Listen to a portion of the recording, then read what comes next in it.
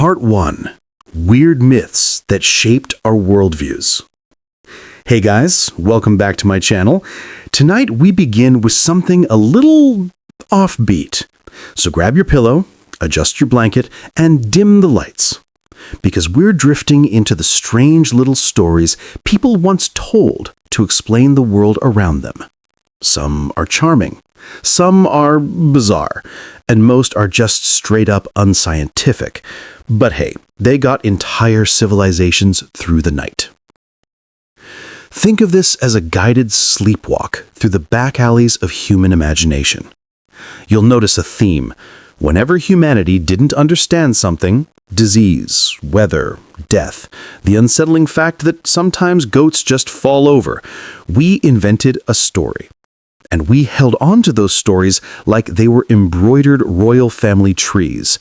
Proudly nonsensical, but no one wanted to be the first to admit they were falling apart.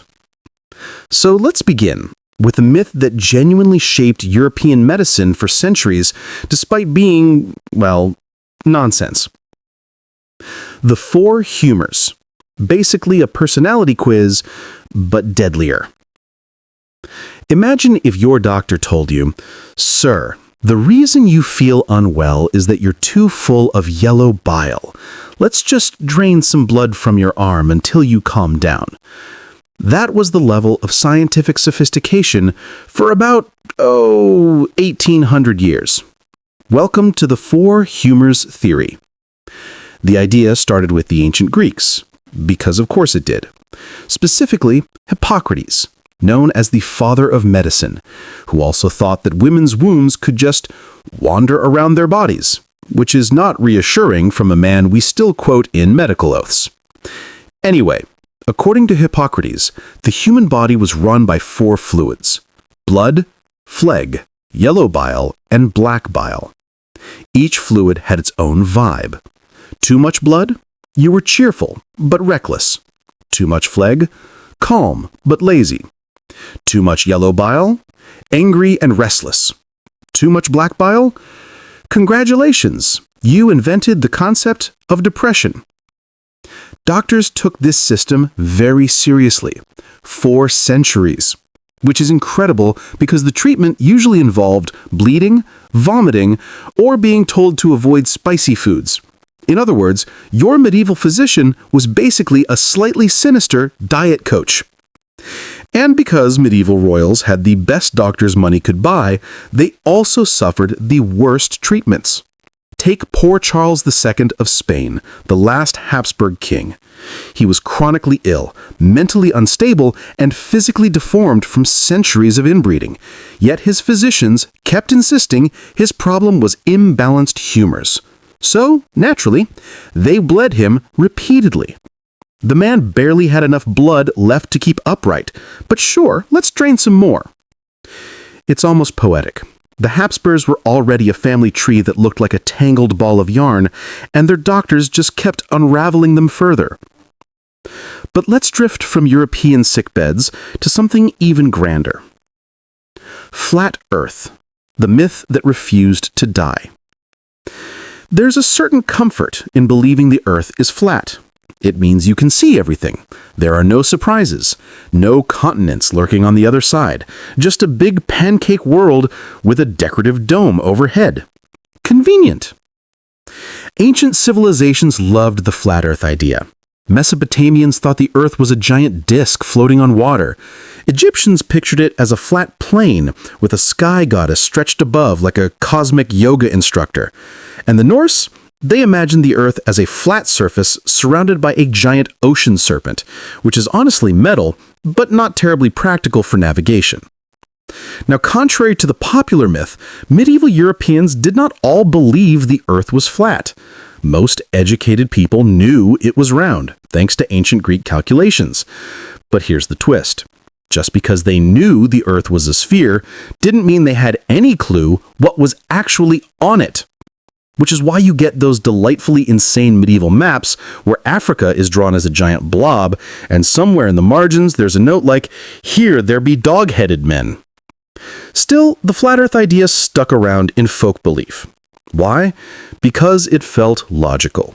You stand outside, the ground looks flat. Your cow isn't sliding off a curve. Done. Science complete. Even today, the Flat Earth conspiracy has its fan club, which just goes to show, once a myth gets cozy in the human brain, it's basically a squatter. Mandrake roots, the screaming plants. Now, this one is straight out of a medieval fantasy novel. The mandrake root, a perfectly ordinary plant, except for the legend that if you pulled it out of the ground, it would scream so loudly that you'd drop dead on the spot. To avoid this, people were instructed to tie the root to a dog, then run away while the poor animal did the dirty work. The dog would, tragically, die. But hey, at least you got your plant. Why bother? Because mandrakes were supposedly magical. They could cure infertility, ward off evil spirits, and maybe, just maybe, help you win the medieval equivalent of the lottery, which was not dying before 40. Kings and queens collected them like rare Pokemon. They were kept in velvet boxes wrapped in silk and sometimes dressed in tiny little outfits. Because if you're going to enslave a screaming root, you might as well accessorize it. And the irony? Mandrake root does contain alkaloids that have psychoactive effects, so the myth wasn't entirely baseless. It really could make you hallucinate, which probably only encouraged the legends further. And of course, because Europe never met a weird plant it didn't want to involve in witch trials, mandrakes became associated with sorcery, which is why some poor woman in the 1500s might be accused of devil worship just because she had a root that looked vaguely like a chubby little man. The royal touch. Healing by hand, because why not? Here's another myth that lasted far longer than it had any right to. The belief that kings and queens could heal diseases with a mere touch, specifically a condition called scrofula, basically tuberculosis of the lymph nodes, which is unpleasant, but unfortunately not magically curable. Still, people lined up by the thousands to be touched by their monarch. The ritual was known as the royal touch, and it was a whole performance.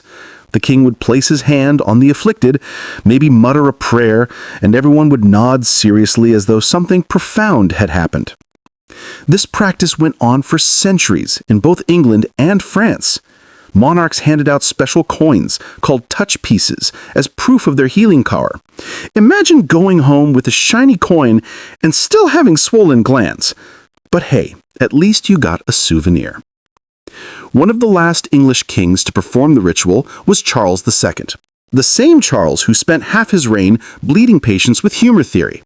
Apparently, he saw no contradiction in draining people's blood one moment and pretending to cure tuberculosis the next. A man of many talents. The French clung to the tradition even longer, with Louis XIV, the Sun King himself, performing the ritual in front of enormous crowds. Because nothing says absolute monarchy quite like pretending your sweaty royal palms are medicinal. Let's drift for a moment. So we floated through humors, flat earths, screaming roots, and kings playing doctor.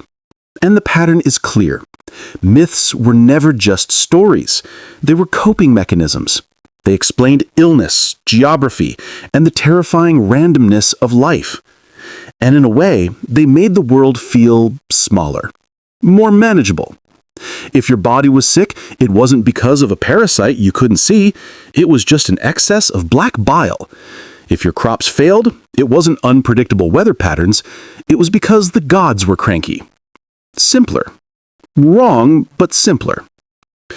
And with that, let's wander slowly into another myth that really shaped human behavior. The idea that certain animals were secretly divine.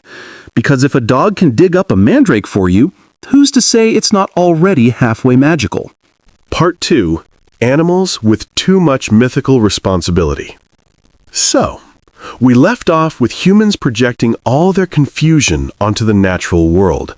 And of course, the natural world didn't get a say in the matter, which meant animals, poor, unsuspecting animals, ended up carrying the weight of centuries of superstition.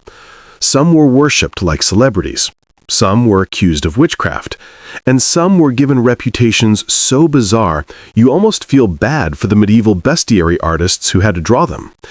Tonight, let's float through a few of the greatest hits.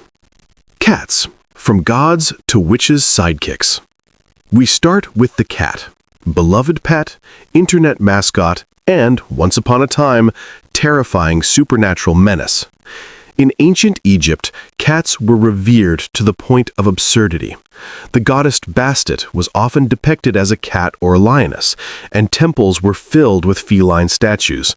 People even mummified their pet cats, because apparently eternal rest also applied to whiskers.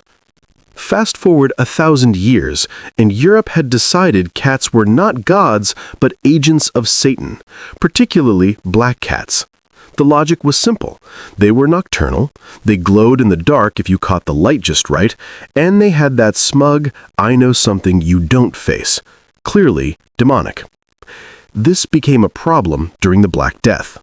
Cats, who could have helped control the plague by eating rats, were instead slaughtered in large numbers because of superstition, which meant the rat population boomed, fleas thrived, and the plague spread even faster. Medieval Europe, where killing the solution was somehow the solution.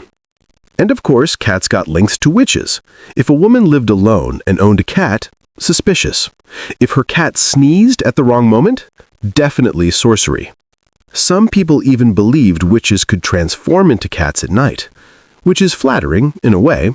If you could shapeshift, why not pick something sleek, mysterious, and flexible enough to fit into a shoebox?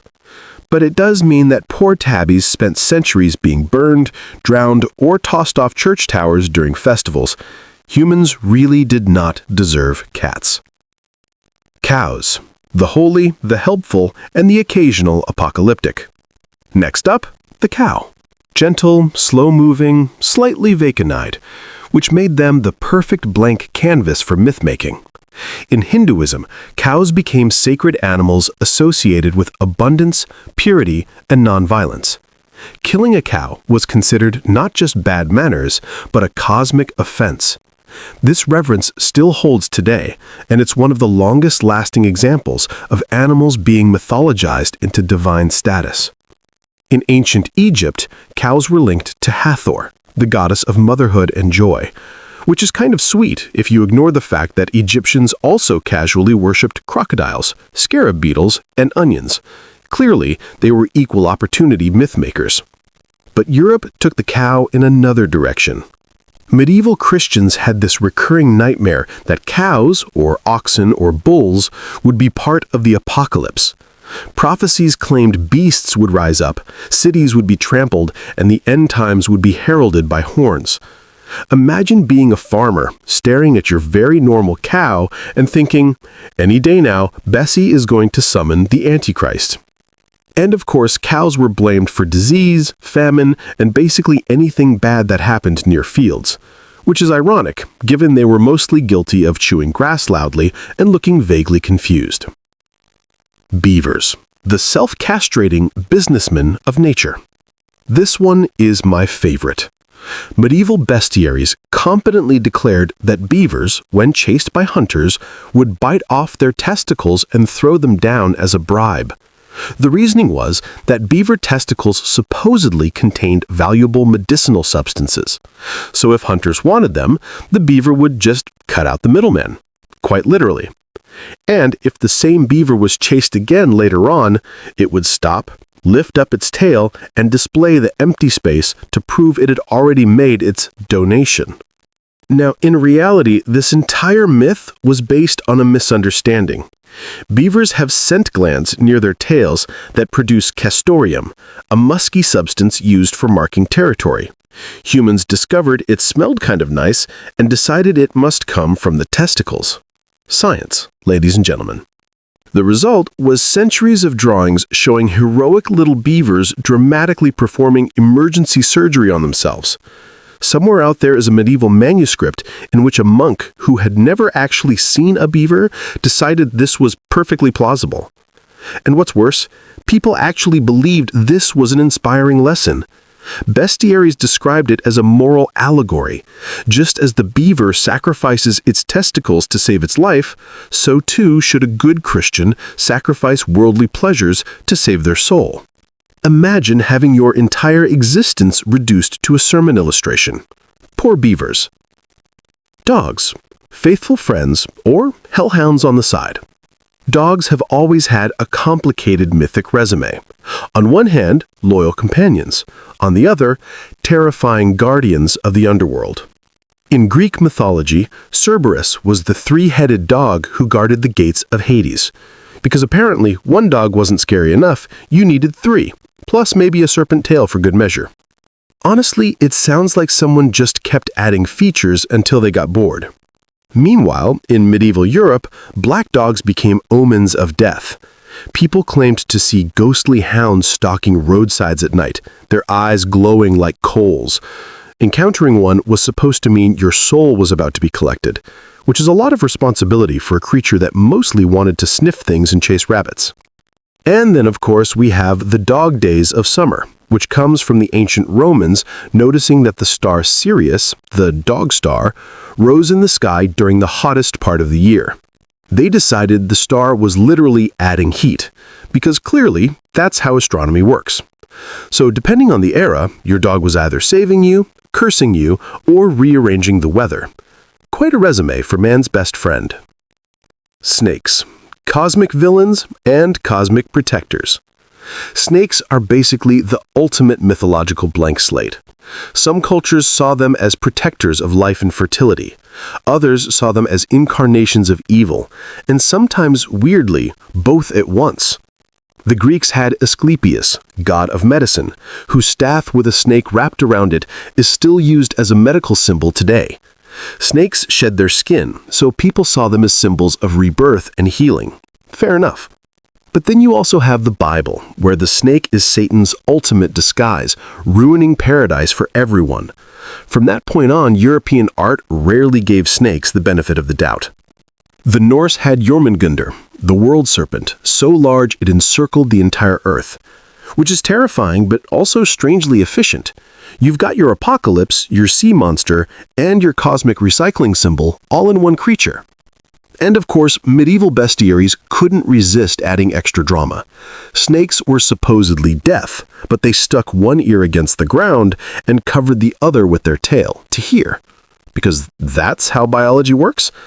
Medieval monks were making it up as they went along. Rabbits. Multiplication, but make it mythical.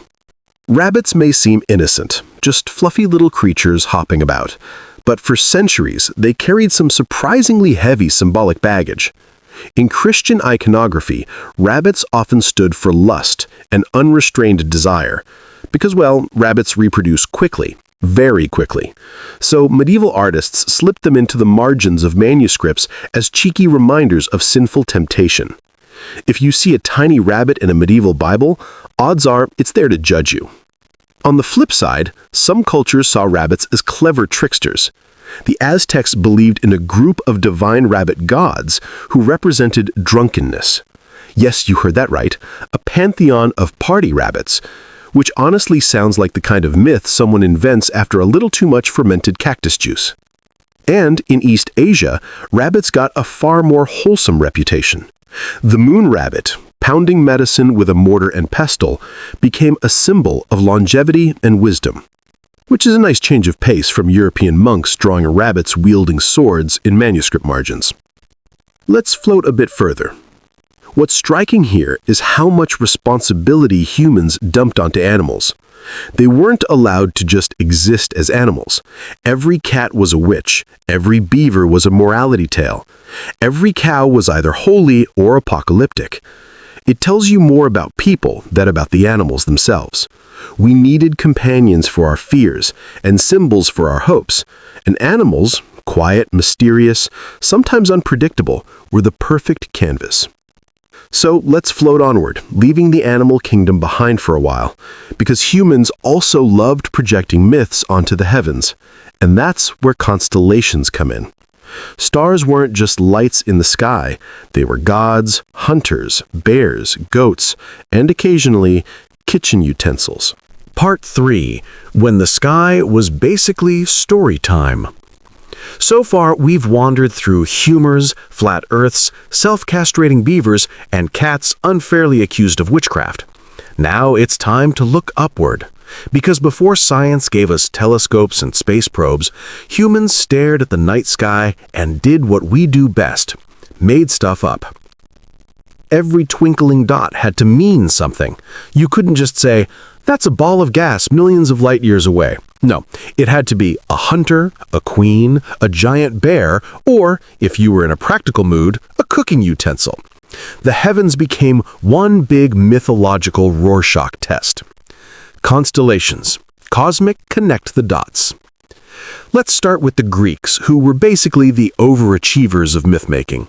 They looked at the stars and turned them into an entire soap opera. Orion wasn't just a bunch of stars in a line. He was a giant hunter, tragically blinded, who wandered the earth with a guide boy and eventually ended up in the sky. Because why not immortalize your messy ex in starlight? Then there's Cassiopeia, the queen so vain she bragged about being more beautiful than sea nymphs. Naturally, the gods punished her by chaining her daughter Andromeda to a rock, summoning a sea monster, and then plopping Cassiopeia herself into the heavens as a constellation shaped like a sideways W. Eternal punishment, having your vanity reduced to a badly drawn zigzag. The Pleiades were another favorite, 7 sisters pursued by Orion. Depending on the version, they were either rescued by Zeus, who turned them into doves and then stars, or doomed to run forever across the night sky, which feels less like a myth and more like cosmic harassment. And let's not forget Draco, the dragon constellation. Supposedly, it's the frozen body of a giant serpent killed by Athena and tossed into the heavens. Which is dramatic, sure, but when you actually trace the stars, it looks more like a drunk noodle. But that was the point. The stars weren't meant to look accurate. They were reminders of stories.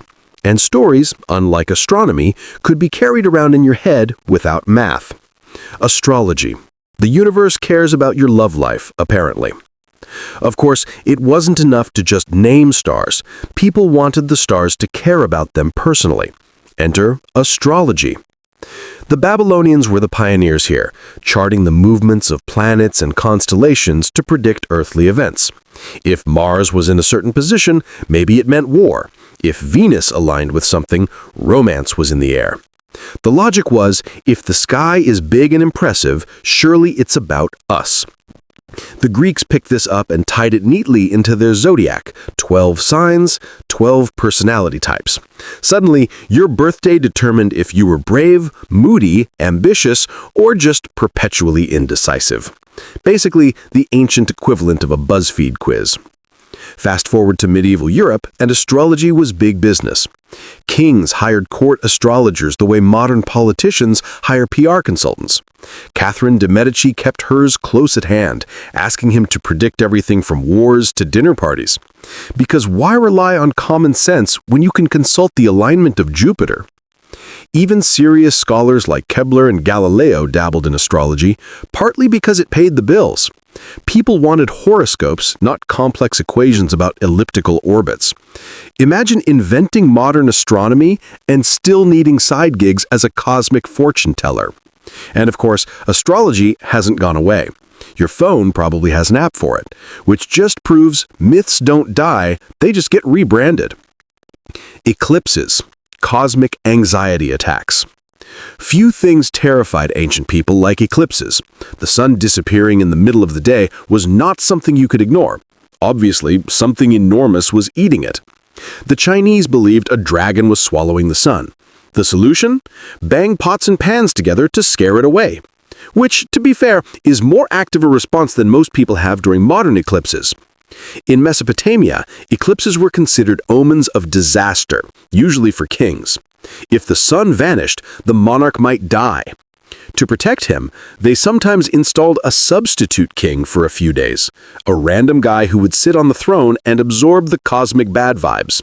Then, once the danger had passed, he was quietly executed. It was essentially a royal temp job with terrible benefits. In medieval Europe, eclipses were associated with plagues, famines, and general doom. People scribbled them into chronicles as signs of divine wrath. Imagine being a medieval farmer, already starving, and now your priest tells you the sun going out is a bad review from God. Sleep tight. The irony, of course, is that eclipses are entirely predictable, but predictability is boring. Fear is much more memorable. Comets, cosmic harbingers of bad news. If eclipses were anxiety-inducing, comets were full-blown panic attacks. They appeared suddenly, streaking across the night sky with glowing tails, and everyone assumed they were divine warning signs. The most famous is Halley's Comet. In 1066, it blazed across the sky right before William the Conqueror invaded England. Naturally, everyone decided it meant doom for King Harold. And when Harold was conveniently shot in the eye at the Battle of Hastings, people nodded sagely. See? The comet said so. Medieval chroniclers recorded comets as precursors to plagues, wars, and royal deaths. Rarely did anyone say, "Oh, look, a neat ball of ice reflecting sunlight." No, it had to be a cosmic telegram announcing catastrophe. One chronicle even described a comet as a star with a tail like a sword, which sounds dramatic, but also suggests medieval writers desperately needed new metaphors. It took until the Renaissance for scientists to prove comets were natural phenomena, not omens. But by then, the superstition was so ingrained that people still panicked anyway. Because let's be honest, even today, if a giant glowing thing suddenly streaked across the sky, you'd probably have questions. And then there's our old friend, the moon. Ever present, ever misunderstood. Some cultures saw a man in the moon, usually punished for some trivial crime, like gathering firewood on a holy day. Others saw animals, like rabbits pounding medicine in East Asia, or frogs just hanging out in Mesoamerica. Basically, everyone looked at the craters and projected whatever was most familiar. Europe predictably decided the moon was made of cheese. Not even fancy cheese, just cheese in general. Which raises the question, why cheese? Probably because the surface was holy, like Swiss, which is scientifically lazy but narratively satisfying. The moon also got linked to madness. The word lunacy literally comes from Luna, the Roman goddess of the moon. People believed full moons drove men insane, women hysterical, and wolves, well, wolfish, which explains centuries of werewolf legends. Even medical theory tied the moon to illness. Doctors claimed epilepsy attacks were triggered by lunar phases, which, given their track record with humors, was probably treated with, you guessed it, more bloodletting. Shooting stars, not wishes, just doom again. You'd think shooting stars would be a positive thing, beautiful, fleeting, harmless, but nope. In many cultures, they were seen as falling souls, divine warnings, or omens of disaster. Humans really couldn't catch a break. Only later did the more whimsical idea of wishing on a star take hold, which is a nice upgrade from "that streak means death is coming." But it still shows the same human impulse. The sky is talking to us, always, even if it's just a rock burning up in the atmosphere. Let's drift back down. So, the night sky was less about astronomy and more about storytelling. Stars became hunters and queens. Eclipses meant doom. Comets meant doom. Pretty much everything meant doom, except maybe the moon rabbits, who at least had a side hustle in herbal medicine. But these myths shaped how people navigated their lives. They influenced kings' decisions, farmers' planting seasons, and entire empires' sense of destiny. They gave order to chaos, even if the order was built on nonsense. And in a way, they made the universe feel personal. Not vast and indifferent, but intimate, like a cosmic diary written in lights across the sky. Wrong, sure, but comforting. Next, let's float into myths not about the heavens, but about the earth beneath our feet. Specifically, how people explained natural disasters. Because if you thought comets were terrifying, wait until you hear about the mythical creatures blamed for earthquakes, volcanoes, and thunderstorms. Part 4. When nature had an attitude problem. So far, we've floated through sick royals, screaming roots, sacred cows, and cosmic soap operas. But let's be honest, it wasn't just the stars that scared ancient people. The earth itself was a nightmare roommate. It shook, it rumbled, it spewed fire, and sometimes it casually wiped out entire villages. Naturally, people invented stories to explain all this chaos. Because if your house collapses, it's easier to say, "Ah, yes, a giant serpent rolled over in its sleep," than to admit you live on unstable tectonic plates. So tonight, let's tuck in and wander through some of the strangest disaster myths. Earthquakes. Blame the animals. One of the most popular explanations for earthquakes was that some enormous creature lived beneath the earth, and every time it shifted, the ground trembled. In Japan, the culprit was the Namatsu, a giant catfish. Usually, the god Kashima kept it pinned down with a stone, but occasionally Kashima got distracted. Maybe he took a tea break. Maybe paperwork piled up. And the catfish wriggled just enough to shake the entire country. Imagine living in an earthquake zone and knowing your fate rested on one god's ability to babysit a giant fish. Comforting. In Norse mythology, earthquakes came from Loki, the god of mischief. After one of his many crimes, he was bound underground with a venomous snake dripping poison onto his face. His wife, Sigyn, held a bowl to catch the drops, but whenever she had to empty it, a bit of venom hit Loki, causing him to thrash in agony.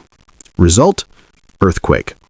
So basically, seismic activity was just one guy having the worst migraine in history.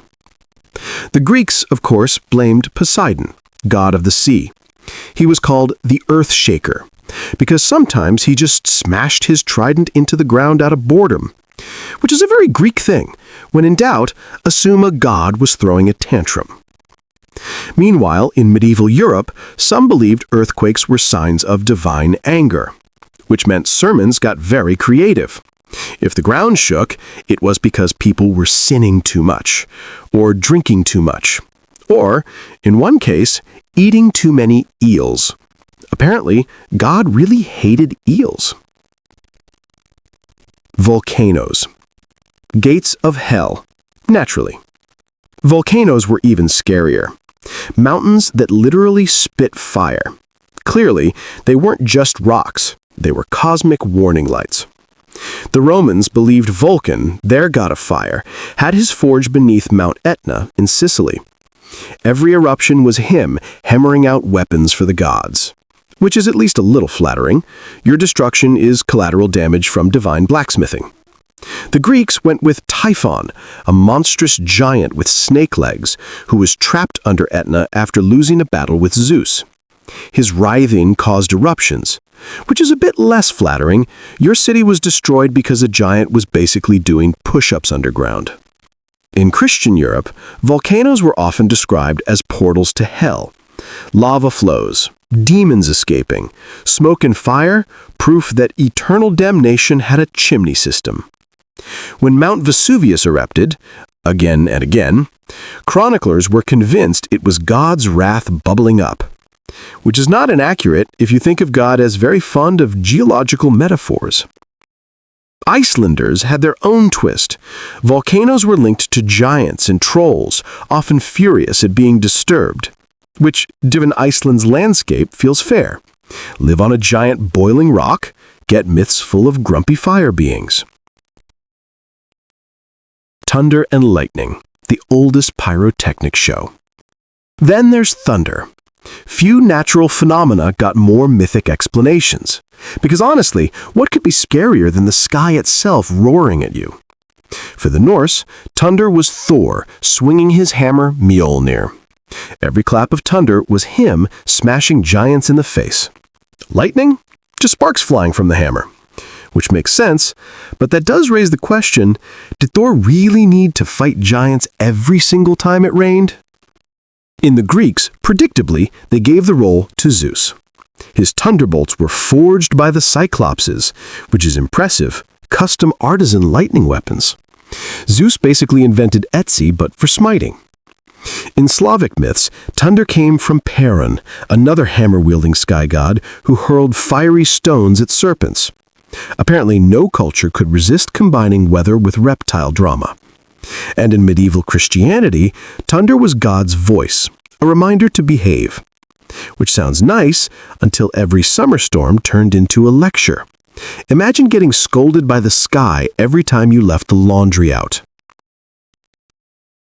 Floods, humanity's favorite reset button. Of course, no natural disaster captured the human imagination like floods. Water wiping everything clean felt like a cosmic reset, terrifying, but also narratively tidy. The most famous version is the biblical flood, Noah, the ark, two of every animal, the whole soggy ordeal. But nearly every culture had its own version. In Mesopotamia, the Epic of Gilgamesh told of Utnapishtim, who built a giant boat to survive a divine flood. This story predated the Bible by centuries, which suggests floods were such a recurring nightmare that multiple civilizations invented the same coping myth. In Greek mythology, Zeus sent a flood to wipe out humanity when it got too rowdy. Only Deucalion and Pyrrha survived, floating in a chest. When the waters receded, they repopulated the earth by throwing stones over their shoulders, which turned into people.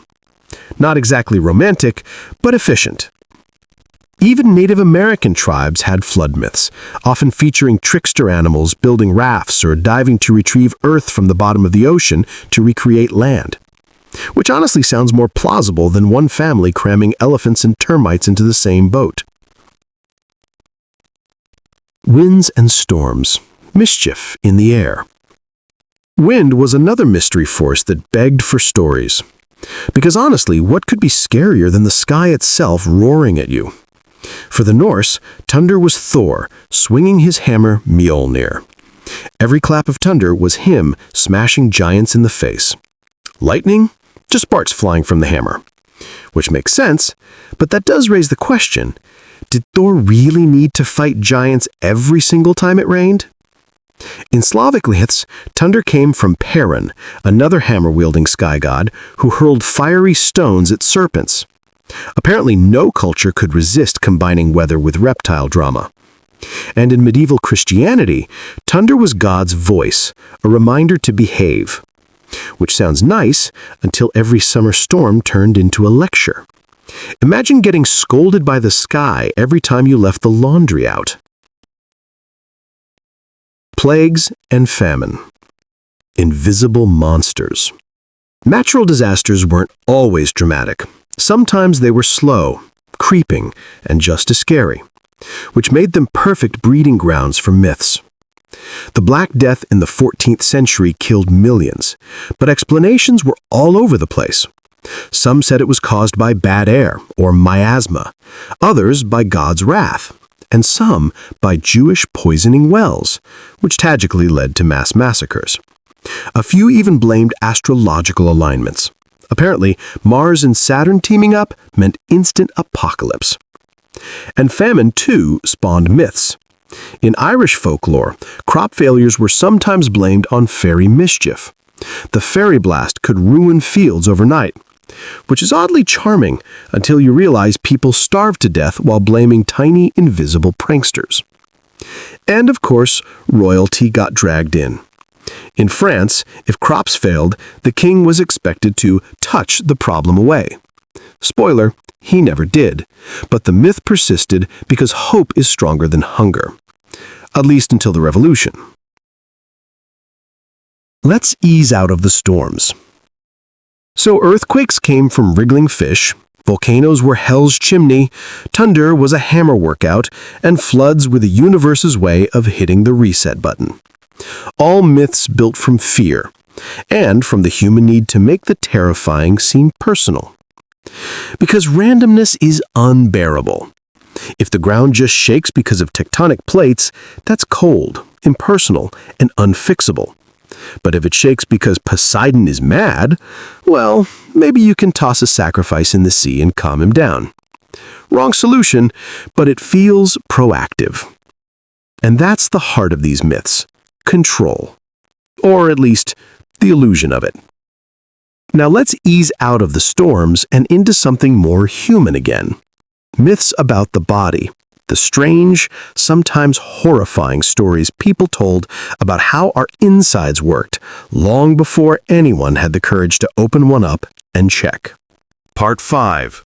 Strange Bodies, Stranger Beliefs. For most of history, the human body was a complete mystery. People knew it had parts, they knew it sometimes broke, and they definitely knew it occasionally made horrifying noises. But the idea of cutting it open to check what was inside? Absolutely not. That was either sacrilegious, illegal, or just way too gross. So instead of anatomy, people invented myths. Weird ones. Myths about bones, about blood, about wombs that went wandering around like stray cats. Myths about why people sneezed, why they laughed, and even why they sometimes randomly dropped dead. It was the ultimate fake-it-till-you-make-it approach to medicine. The wandering womb. Let's start with one of the most enduringly bizarre myths, the wandering womb. In ancient Greece, physicians believed a woman's uterus could literally move around her body. If it got bored in the pelvis, it might float up toward the chest, squish the lungs, and cause shortness of breath. If it headed toward the head, you might get hysteria, dizziness, or sudden outbursts of emotion. This idea came from Hippocrates and was popular for centuries. Doctors thought the uterus was like a mischievous animal, restless, easily upset, and prone to wandering. The cure? Fragrant herbs placed near the vagina to lure it back down. Sometimes they also suggested foul-smelling substances near the nose to drive it away from the head. Basically, a uterus was treated like a cat. Coax it with treats, chase it with stink, hope it goes back where it belongs. By the Middle Ages, this theory morphed into the idea of female hysteria. Women's strange behavior, mood swings, fainting spells, even laughter at the wrong time, was blamed on the womb misbehaving. The myth lasted shockingly long. In fact, the word hysteria comes from the Greek word hystera, meaning womb. It wasn't until the 19th and 20th centuries that doctors finally gave up on the idea, but the damage was done.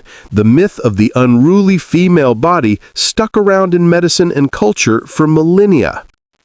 4 humors, infinite problems. The Greeks were also responsible for another myth that dominated medicine for 2,000 years, the theory of the 4 humors. According to this idea, the human body was controlled by 4 fluids: blood, phlegm, yellow bile, and black bile. Your health, your personality, even your mood, all depended on keeping these fluids in balance. Too much blood, you were cheerful, but also reckless. Too much phlegm, calm, but also lazy. Excess yellow bile, hot-tempered and aggressive. Overflowing black bile, melancholic and broody.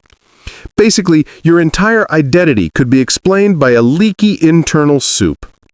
The treatment, of course, was to drain or adjust these fluids, which meant bleeding, purging, vomiting, and enemas.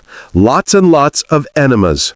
Medieval doctors loved nothing more than sticking leeches on you, just in case your humors were off. This system was surprisingly flexible. If you got sick, it was because your humors were imbalanced. If you were sad, same deal. If you were a poet writing gloomy verses, congratulations, you had too much black bile. The humors were the original personality test, with more bloodletting. Demons in your bloodstream. But not all cultures went with fluids. In many places, sickness was explained by spirits or demons living inside the body. In Mesopotamia, illnesses were thought to be caused by angry ghosts or demons. Doctors doubled as exorcists, chanting spells to drive the sickness out. If you had a fever, it wasn't because of infection, it was because some cranky spirit had moved in and was throwing a rave in your organs. Medieval Europe wasn't much better. Epilepsy, for example, was often called the falling sickness and blamed on demonic possession. Treatments included holy water, prayer, or in extreme cases, literally drilling a hole in the skull, called a trepanation, to let the evil spirit escape. Trepanation has been found in skulls dating back thousands of years. The remarkable part is some people actually survived. Imagine walking around with a chunk of your head missing and everyone congratulating you for successfully evicting a demon. Teeth, seeds of trouble. One of the strangest myths about the body concerned teeth. In medieval Europe, people believed that toothaches were caused by toothworms. Yes, worms that lived inside your teeth, gnawing away. If your molar hurt, clearly a little worm was wriggling around in there. To prove it, some quack dentists even heated metal near a bad tooth, and when a small thread-like bit of pulp popped out, they triumphantly declared, "See, the worm!" Treatments included burning herbs near the tooth, smoking it out, or pouring foul liquids in your mouth to poison the worm. Only later, when microscopes became a thing, did people realize cavities came from bacteria, not mini-worms setting up camp. Spontaneous generation. Life from nothing. Before microscopes, people also believed in spontaneous generation, the idea that life just popped into existence out of nowhere. Rotting meat? Flies would magically appear. Old rags in a corner? Suddenly mice. Muddy puddles? Give it a week and you'd have frogs. It wasn't just peasants who believed this. Big names like Aristotle supported it. For centuries, people thought living creatures were constantly bubbling up from dead matter like some kind of biological soup. This myth lasted until the 17th century, when scientists like Francesco Redi and later Louis Pasteur showed that no, flies come from eggs, not from thin air. But the spontaneous generation idea had already shaped countless folktales about decay, death, and rebirth. The brain versus the heart. Today we know the brain controls thought and emotion, but for most of history, people were absolutely sure the heart was in charge. Ancient Egyptians thought the heart was the seat of the soul. During mummification, they carefully removed the brain, usually by yanking it out through the nose, delightful, but they preserved the heart because that's where the person truly lived. The Greeks were divided. Aristotle believed the heart was the control center, while Hippocrates and Galen leaned toward the brain. Unfortunately for Aristotle, his opinion carried more weight, and for centuries, people imagined thoughts pumping out of the chest. This belief lasted into the Middle Ages. Even love was explained as literal heart fire, which is why we still use hearts on Valentine's cards instead of, say, a cartoon brain sending neurons to a chocolate box. Sneezes, burps, and other mysteries. The body also produced smaller, everyday mysteries, and people were eager to explain those too. Take sneezing. In many cultures, a sneeze was considered a spiritual event. Ancient Greeks thought it was a message from the gods. In Rome, people would say, "Jupiter bless you." Later, in Christian Europe, the phrase became "God bless you," supposedly started by Pope Gregory the Great during a plague. Burps and farts also got attention. In some medieval medical texts, flatulence was considered a way of releasing bad humors, which meant that someone breaking wind at the dinner table could, in theory, claim they were performing preventative medicine. Even hiccups had their myths. One Roman belief was that hiccups meant someone was talking about you, basically the ancient version of "your ears are burning." Monsters in the body. Sometimes the myths about the body blended into pure horror. In medieval Europe, it was believed that certain sins could cause animals to grow inside your body. If you ate forbidden food or broke fast during Lent, a snake or a toad might hatch in your stomach. Chronicles actually describe monks dying with frogs leaping out of their mouths. Most likely food poisoning or parasites, but terrifying enough to become legend. There were also tales of stone babies, where a fetus supposedly calcified inside the womb and stayed there for years. These myths turned out to have some basis in rare medical conditions, but for centuries they were whispered as cautionary tales about sin, lust, or witchcraft. The body as microcosm. Underlying many of these myths was one big idea. The human body was a miniature of the universe. In astrology, every part of the body corresponded to a zodiac sign. Aries ruled the head, Taurus the neck, Gemini the arms, and so on. Doctors even consulted star charts before performing surgery, making sure the heavens approved before they touched a scalpel. Alchemy also tied the body to the cosmos. Metals in the earth corresponded to organs in the body. Gold for the heart, silver for the brain, lead for the bones. Treat the body right and you were in harmony with the entire universe. Mess it up and everything from Saturn to your spleen got cranky. It was mystical, poetic, and utterly wrong, but it gave people a way to connect themselves to the cosmos. Let's ease out of the body. So that's the human body, as imagined by centuries of guesswork. Wombs wandering like pets, blood turning into personality, teeth infest. Part 6. Monsters, Hybrids, and the Anatomy of Fear. So far, we've explored how people misinterpreted animals, stars, earthquakes, and even their own bodies.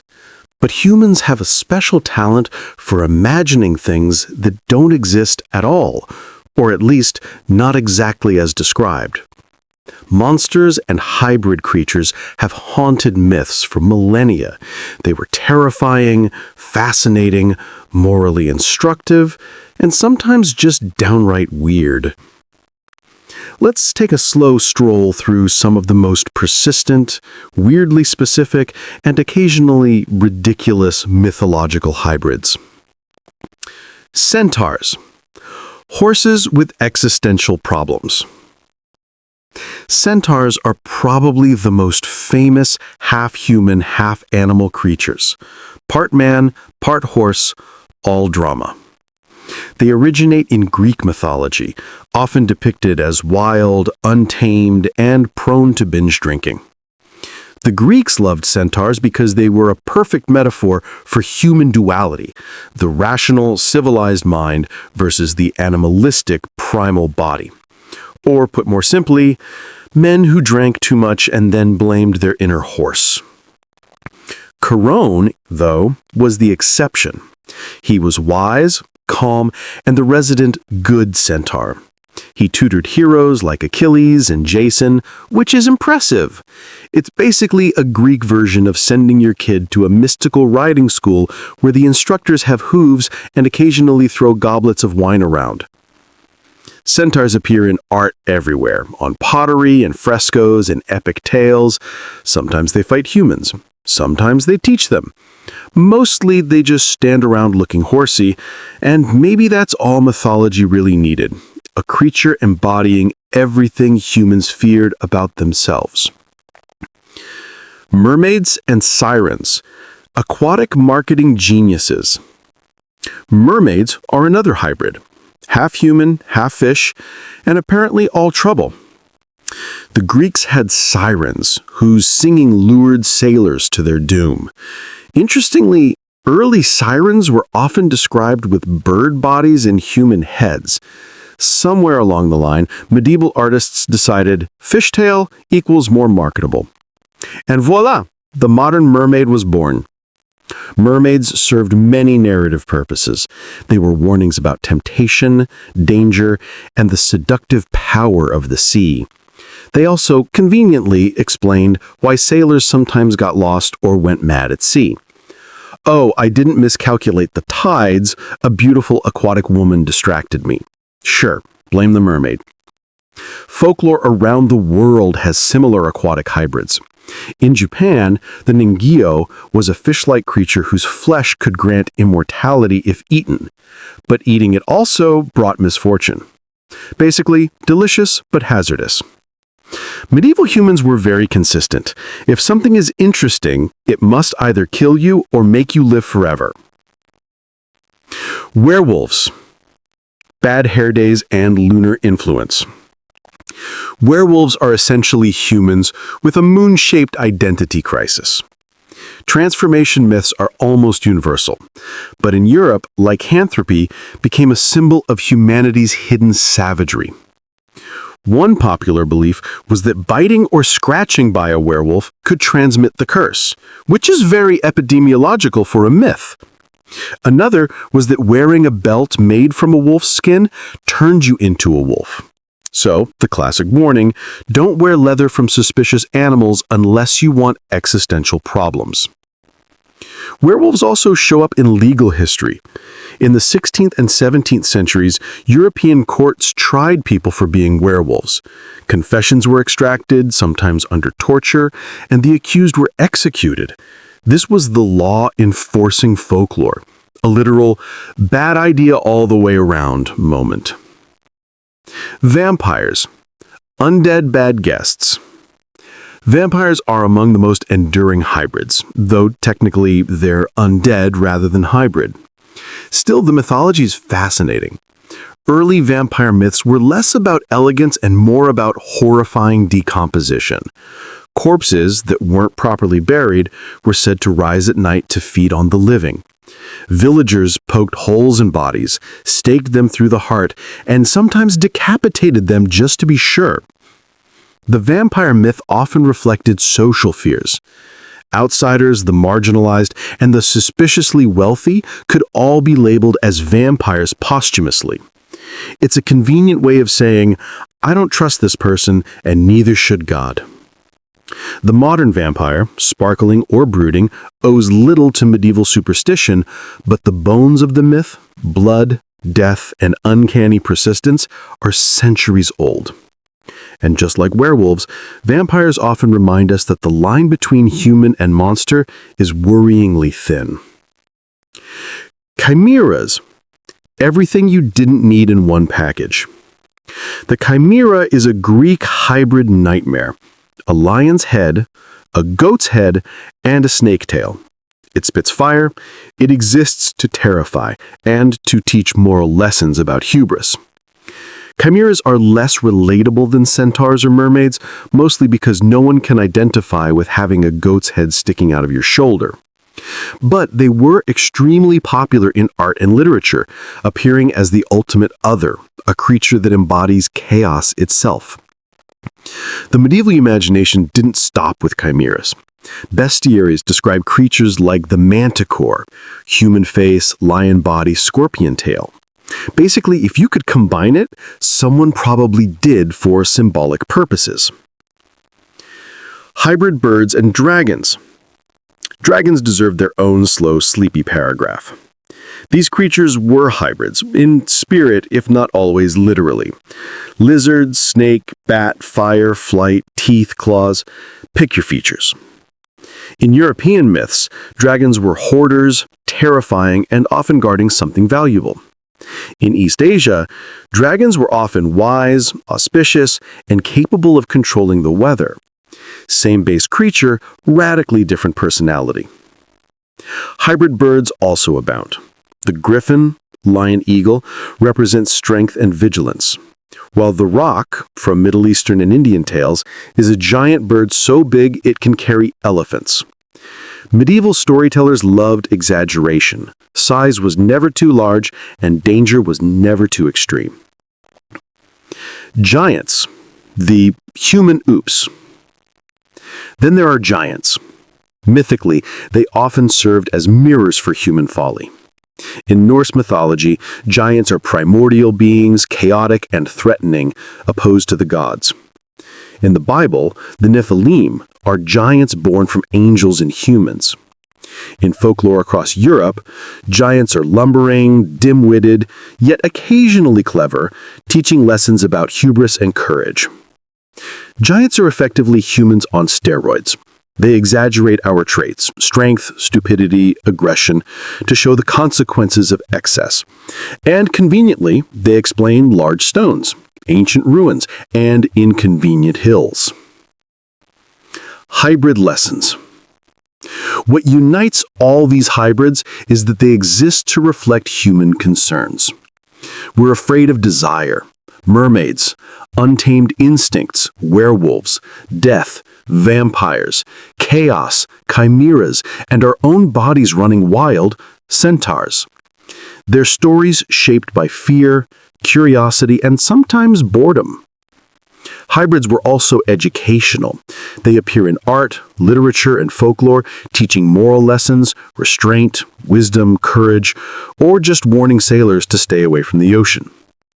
They were also a way of imagining what could exist at the boundaries of nature, not scientifically accurate, but endlessly fascinating. And even today, hybrids persist in fiction, movies, and video games. Modern fantasy owes a huge debt to these myths, yet the original stories had a raw, personal quality. People imagining monsters while lying in bed, staring at the ceiling, or walking home in the dark. Let's drift down. So centaurs stomped through forests, mermaids sang sailors to doom, werewolves prowled villages under the full moon, vampires feasted in the shadows, chimeras roared fire, and dragons soared over mountains. All hybrids, all reflections of human fears and curiosity, all imagined long before anyone thought, maybe we should just write a biology textbook. These myths weren't just entertainment. They shaped morality, reinforced cultural norms, and sometimes even influenced law and medicine. They were personal, societal, and cosmic all at once, a perfect mirror of human imagination at its most speculative. And with that, we leave monsters and hybrids behind, at least for now. Because next, we'll gently float into myths about food, drink, and the strange things humans believed we needed to survive. Because if you thought monsters were weird, you haven't yet met the magical diets of ancient history. Part 7. What we ate and why it was mostly wrong. For most of human history, survival meant one simple thing: find food, don't die. But survival instincts weren't enough. Humans also wanted meaning, magic, and moral lessons in every meal. So naturally, myths sprang up around what people ate and drank. And, unsurprisingly, a lot of these myths were, well, questionable. Honey, sweet and sacred. Honey was one of the first foods humans adored. Not just because it's delicious, though it is, but because it was considered divine. The ancient Egyptians believed honey was an offering from the gods. Bees themselves were sacred, sometimes seen as messengers between the mortal world and the divine. Eating honey wasn't just nutrition, it was communion. Other cultures thought honey had healing powers. Greek physicians prescribed it for wounds, stomach aches, and general human ineptitude. Which is partially true. Honey does have antibacterial properties.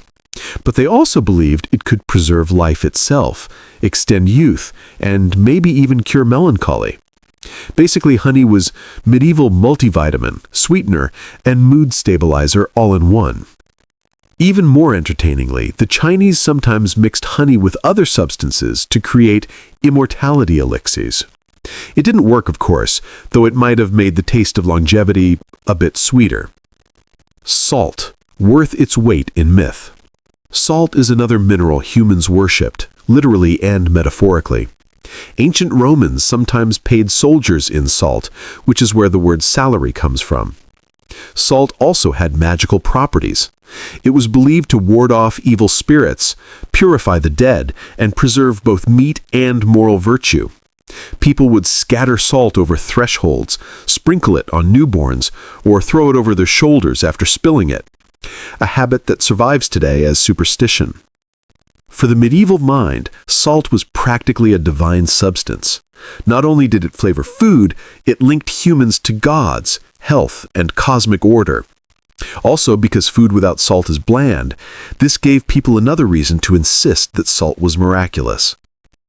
Garlic, vampire deterrent, and health supplement. Garlic deserves its own slow paragraph because it is both edible and terrifying. People have eaten garlic for millennia, and they've always believed it had mystical properties. In Europe, garlic was the first line of defense against vampires, werewolves, and evil spirits of all sorts. If your town had a plague, garlic could supposedly purify the air. But garlic wasn't just for fear management. Ancient Greek and Roman athletes ate it to boost strength. Medieval doctors used it to treat infections, digestive problems, and almost any vaguely unpleasant bodily condition. Basically, garlic was the Swiss Army knife of ancient food, pungent, versatile, and guaranteed to make you unpopular in close quarters. Magical bread and mysterious grains. Bread is humanity's comfort food, and ancient myths elevated it to sacred status. The Egyptians are credited with early leavened bread, which they sometimes offered to gods. Grain itself was magical. It grew from the earth, sustained life, and connected humans to the cycles of nature. In Greek mythology, Demeter, goddess of agriculture, presided over grain. Failing to honor her could mean famine, which sounds harsh, but effectively taught people to respect agriculture, because ignoring grain cycles was a death sentence anyway. Medieval Europe added supernatural warnings. Eating bread without blessing it could bring curses, and sometimes enchanted bread appeared in fairy tales, granting strength, invisibility, or sometimes vomiting. Medieval life was surprisingly functional, but also a little whimsical. Eat your bread carefully, or risk cosmic consequences. Eggs, life in a shell. Eggs were not just breakfast, they were a symbol of life itself. Many cultures believed that eggs contained magical potential. In ancient Persia, eggs were associated with fertility and rebirth. In medieval Europe, colored eggs at springtime were linked to resurrection myths. Some cultures even thought certain eggs could confer extraordinary abilities if eaten at the right time, like a week-old rooster egg boosting courage, or an ostrich egg granting foresight. The egg, like honey or salt, was simple, edible, and yet mysteriously profound. People projected their hopes, fears, and ambitions onto it, just like they did with stars or rivers. Meat myths, animal symbolism on your plate. Meat was a little trickier. Humans have always eaten animals, but they often believed that eating one gave them the animal's traits. Lions for courage, obviously. Boars for ferocity. Deer for swiftness. Fish for intelligence or spiritual purity. This belief was particularly strong in shamanistic cultures, where hunting was both practical and spiritual. Killing and eating an animal wasn't just sustenance, it was absorbing its essence. Which makes you wonder, did ancient people feel guilty when they tripped over a slow deer in the forest? Some cultures even had strict taboos. Eating the wrong animal at the wrong time could anger spirits or the gods. In Norse culture, for example, certain animals were sacred and forbidden to eat during particular rituals. Mess up, and you might be cursed. Conveniently, this also regulated hunting practices. Water. Sacred, poisonous, or just weird. Water is essential, obviously, but many cultures saw as magical. Rivers were often alive with spirits. Wells sometimes contained blessings, curses, or predictions. Drinking from the wrong source could make you sick, fall in love, or transform you into a frog. Probably metaphorical. In ancient Europe, holy wells were a thing. Pilgrims would travel hundreds of miles to drink from or bathe in sacred water. If they survived, they were healed. If they didn't, well, that was obviously because they hadn't prayed properly. Mythical diets, the really bizarre ones. Some dietary myths were ambitious, to say the least. Ancient Chinese believed certain combinations of food could change your personality or extend life. Eating the right animal at the right phase of the moon could align you with cosmic forces. In Europe, doctors recommended diets according to humors. If you were melancholy, you might eat hot, dry foods to balance the black bile. Overweight, eat bitter herbs. Feeling overexcited, avoid red meat. It was basically a culinary therapy program with very little empirical support. Alchemists sometimes tried to eat metals or minerals, believing it could purify the body. Gold, mercury, and powdered gems all made it in their recipes. Unsurprisingly, these didn't work as advertised, though they were hazardous enough to be memorable. The line between food and medicine was blurry. Sometimes what you ate was meant to treat illness, boost virtue, or ward off demons. And often, meals were simultaneously nourishment, ritual, and superstition. Starving or feasting, food as cosmic symbol. Food myths often reinforced morality or culture. Gluttony was punished, fasting was virtuous, and sharing meals was sacred. In many traditions, food was a link between humans and gods. Bread and wine in Christianity, rice offerings in East Asia, honey cakes in Egypt. These weren't just meals, they were symbolic contracts with the divine. You ate correctly, you were blessed. You ate incorrectly, and misfortune followed. Let's drift out of the pantry. So humans ate honey, sprinkled salt, feared garlic, revered eggs, imbibed sacred water, and occasionally tried to eat metals. Meals were spiritual, magical, moral, and occasionally lethal. Food myths were practical. They reinforced social order, dictated seasonal behaviors, and explained health. They were imaginative, because humans are imaginative, and they were occasionally absurd, because humans are also absurd. The next step in our gentle drift will explore how humans interpreted time, seasons, and the calendar. Because if myths could explain bodies, monsters, and meals, why not the passage of days, months, and years? Part 8. Clocks, Calendars, and Cosmic Confusion. Once humans figured out food, monsters, and their own questionable anatomy, they started to notice something odd. Time keeps moving. Days change, seasons rotate, the moon waxes and wanes, and for most of history, people had no idea why. Naturally, myths were invented to explain it, often in ways that were poetic, moralistic, or just plain impractical. Sun myths, the original alarm clock. The sun was the easiest celestial body to mythologize. It rises, it sets, it makes crops grow, and it occasionally burns someone's house down. Early humans were not subtle in interpreting its behavior. In Egypt, the sun god Ra sailed across the sky in a golden boat each day, battling monsters in the underworld at night. Sunlight was literally a vessel of divine warfare. Missing your lunch? Sorry, Ra was busy fighting chaos. The Greeks had Helios, who rode his chariot across the sky. If the horses stumbled, disaster followed. Floods, fires, or the occasional unlucky mortal incineration. This is why Greek storytellers were very careful about narrative timing. It could literally scorch someone if they got it wrong. In Norse mythology, the sun was chased by a wolf named Skoll, and the moon by Hati. Ragnarok, the end of the world, would come when the wolves finally caught their prey. In the meantime, humans just hoped that the wolves were punctual. Lunar legends, the original nightlight. The moon, more mysterious than the sun, had its own set of myths. Many cultures linked the moon to fertility. The monthly cycle of women's menstruation was compared to the phases of the moon, leading to all sorts of symbolic associations. Werewolves, as we discussed, were also tied to lunar phases. Full moons were dangerous, new moons were invisible but ominous. In some Native American traditions, the moon was a wise, aging entity, sometimes warning humans, sometimes helping hunters, sometimes causing bad dreams. The moon was also a cosmic calendar. Before clocks and smartphones, watching the moon was how humans measured months, seasons, and festivals. If the moon misbehaved, it was a moral, agricultural, or spiritual problem. Seasons, gods playing dress-up. Agriculture demanded understanding of seasons, but humans didn't know about axial tilt or orbit.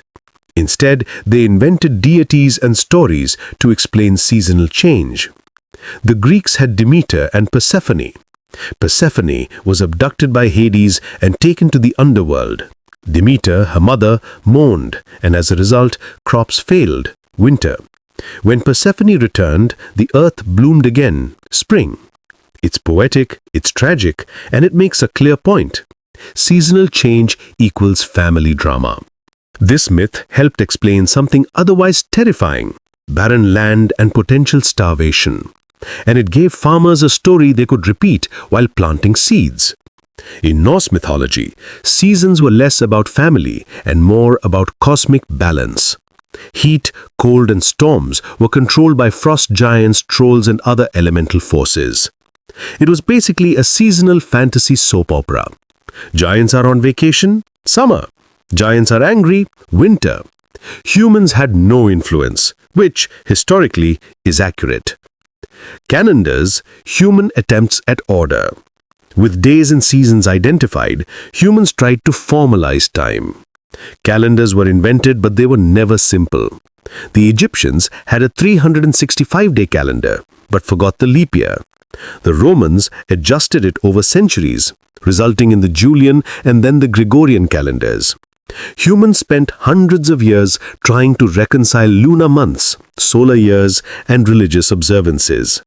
A task that probably induced more headaches than all their monster myths combined. Festivals often aligned with astronomical events. Solstices, equinoxes, and lunar phases were celebrated as cosmic signs. These festivals were practical, marking planting and harvest, and symbolic, honoring gods, spirits, or ancestors. Missing a festival was considered unlucky, or in some cultures, a direct insult to the universe. Time as morality. Time myths also had moral undertones. Days were associated with deities, Sunday for the sun god, Monday for the moon, and so on. Certain hours were lucky or unlucky. Astrology even suggested that doing the wrong thing at the wrong time could summon misfortune. In China, the sexagenary cycle combined elements and animals into 60-year cycles. It wasn't just a way to measure years, it was a system to predict personality, fortune, and historical outcomes. Humans were trying to find patterns in chaos, and in the process, every calendar became part morality play, part astrology, and part bureaucratic nightmare. Eclipses, cosmic panic.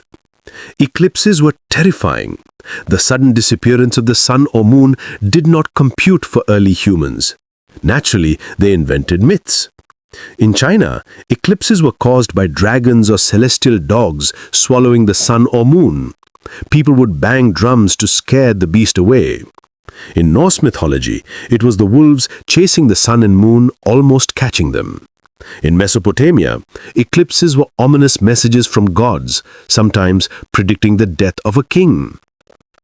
Imagine standing outside, watching the sky go dark, while everyone panics and bangs pots to fight the cosmic predator. It's like a very dramatic fire drill, orchestrated by the universe. Hours and minutes, dividing the indivisible. Even after calendars were established, smaller units of time were still mysterious. The day was divided into hours, but these weren't always equal. Ancient Egyptians divided day and night into 12 hours each, meaning the length of an hour changed with the seasons. Sundials worked during the day, water clocks at night.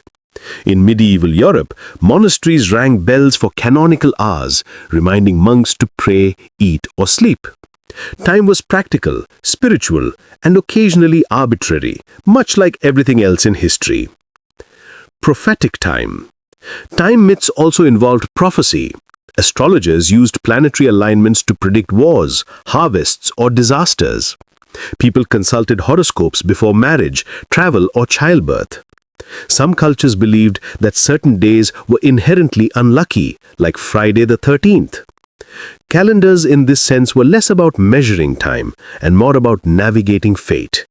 Days were imbued with moral and cosmic significance. The passage of time was a story, and humans were both audience and actor. Let's drift out of chronology. So, humans created sun chariots, lunar cycles, seasonal deities, elaborate calendars, and predictive astrology.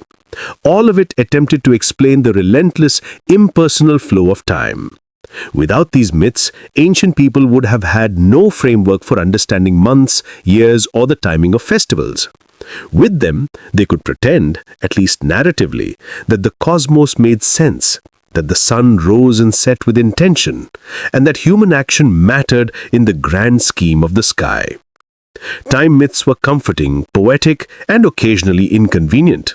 If you miscalculated an eclipse, offended a god, or planted crops at the wrong phase of the moon, you were in trouble.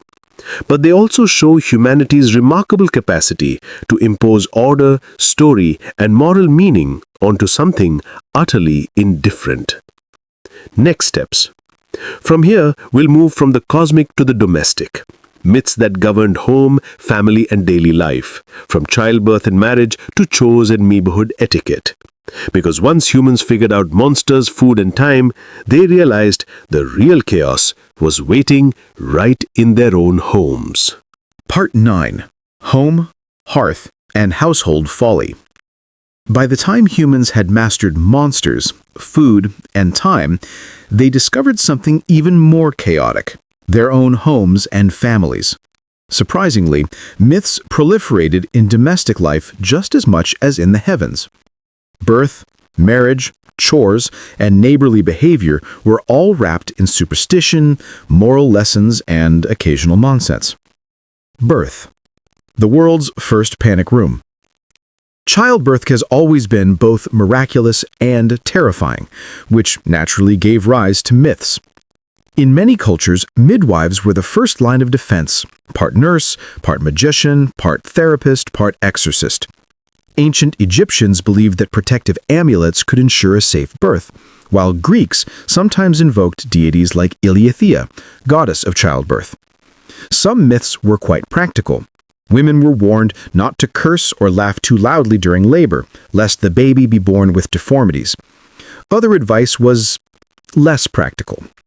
Medieval Europeans suggested that pregnant women avoid looking at anything frightening or immoral, or their children would inherit bad luck or monstrous features.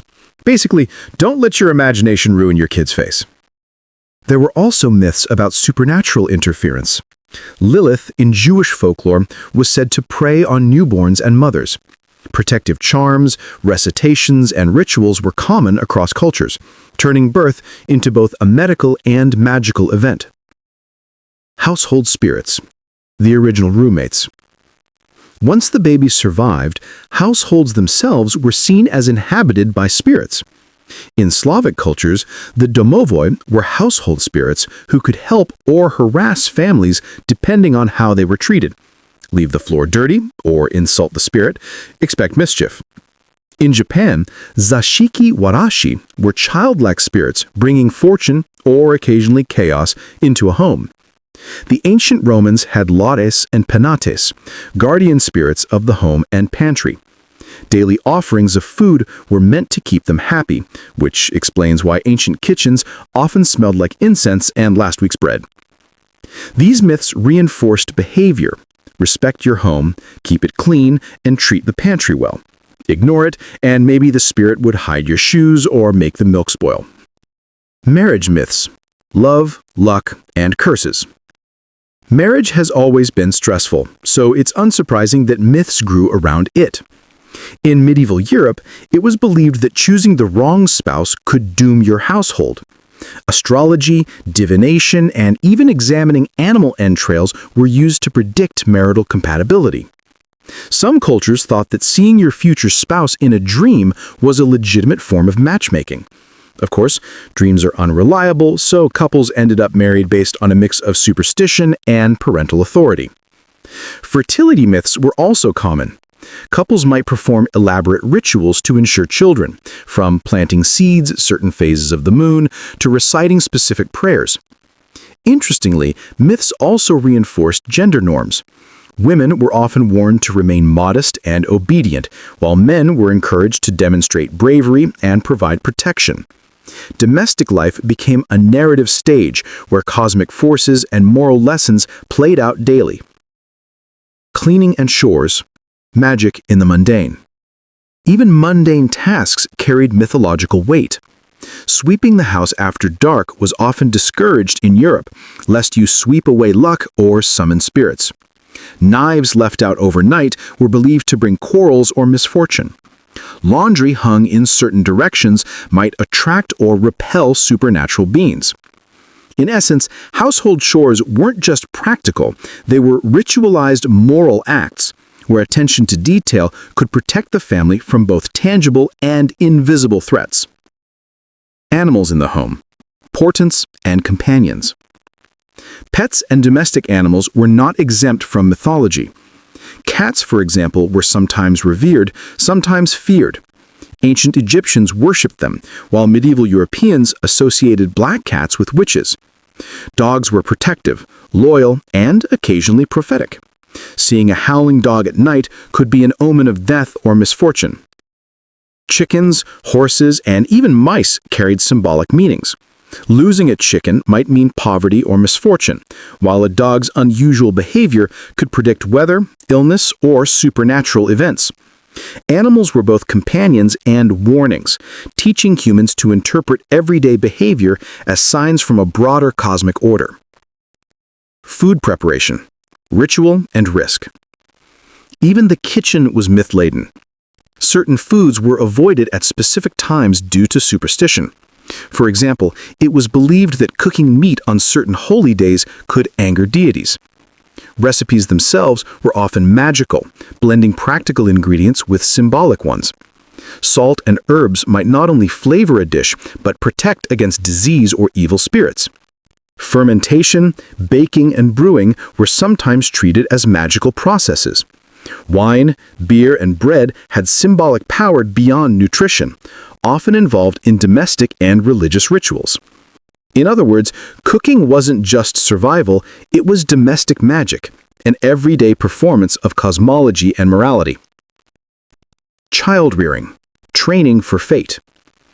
Parenting myths were both prescriptive and cautionary. Newborns were often protected by amulets, charms, and spells, supposedly safeguarding them from disease or supernatural harm. Children were taught through stories about ghosts, monsters, and moral exemplars. These tales instilled obedience, respect for elders, and awareness of societal norms. Discipline often combined practical advice with superstition. Misbehavior might not just result in corporal punishment, but could invite divine or demonic consequences. Effectively, children grew up in a world where morality, magic, and domestic life were inseparable. The home was a miniature cosmos, with parents guiding the orbit of their family members through ritual, discipline, and symbolic food. Death in the household. Close to the heart. Death was also domestic. When a family member passed, it wasn't just grief, it was a potential spiritual crisis. Ghosts were thought to linger near homes, and rituals were performed to ensure peaceful transition. Some cultures buried the dead within or near the house to protect the family, while others exhumed or relocated remains to avoid haunting. Even mourning had rules, often steeped in superstition.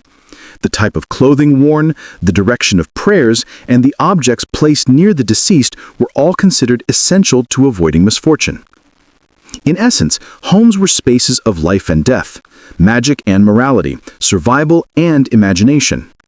Daily life was suffused with belief that every action mattered, sometimes spiritually, sometimes morally, sometimes just to keep your family from being cursed by a disembodied household spirit. Let's drift out of the home. So, homes were haunted, kitchens were magical, marriages were cosmic contracts, and children were raised with both practical and mystical lessons. Even mundane chores carried potential moral or spiritual weight. Humans weren't just surviving, they were navigating a universe of invisible rules and warnings, all concentrated inside the home. From here, the next drift will take us beyond the household to travel, exploration, and the myths humans told about faraway lands and unknown peoples. Because, after all, if home was chaotic, the wider world promised even stranger tales. Part 10. Maps, Monsters, and the Mythical World Beyond. Once humans had homes somewhat under control, or at least predictable through superstition, they began to notice something intriguing. There's more out there. Mountains, oceans, deserts, forests, and eventually, other continents. And like anything humans didn't understand, these places were quickly filled with myths, monsters, and moral lessons. The edge of the world. Early maps were optimistic or pessimistic, depending on how you look at it. Most cartographers placed the known world in the center and left the edges blank or marked them with warnings. Here be dragons. In medieval Europe, these warnings were not just poetic, they were serious. Beyond the map's edge were supposedly lands filled with cannibals, monstrous races, or floating islands. The idea that distant lands were dangerous reflected both geographical ignorance and moral anxiety. Travelers who vanished might be eaten, cursed, or transformed, which justified caution, or, more realistically, staying home. Maps thus became a blend of observation, imagination, and moral instruction. A coastline wasn't just a coastline, it could also symbolize the boundary between civilization and chaos. Monstrous races. Explorers and writers described human-animal hybrids or fantastical races living in distant lands. In medieval Europe, the Blemmies were headless men with faces on their chests. The cynocephali were dog-headed people, sometimes skilled warriors, sometimes savage. The cyapods were one-legged creatures who could hop incredibly fast and use their single foot as shade from the sun. These accounts often appeared in travelers' tales or bestiaries. The more outlandish, the better. They reinforced the idea that foreign lands were morally and physically strange, warning people about the unknown while entertaining them immensely.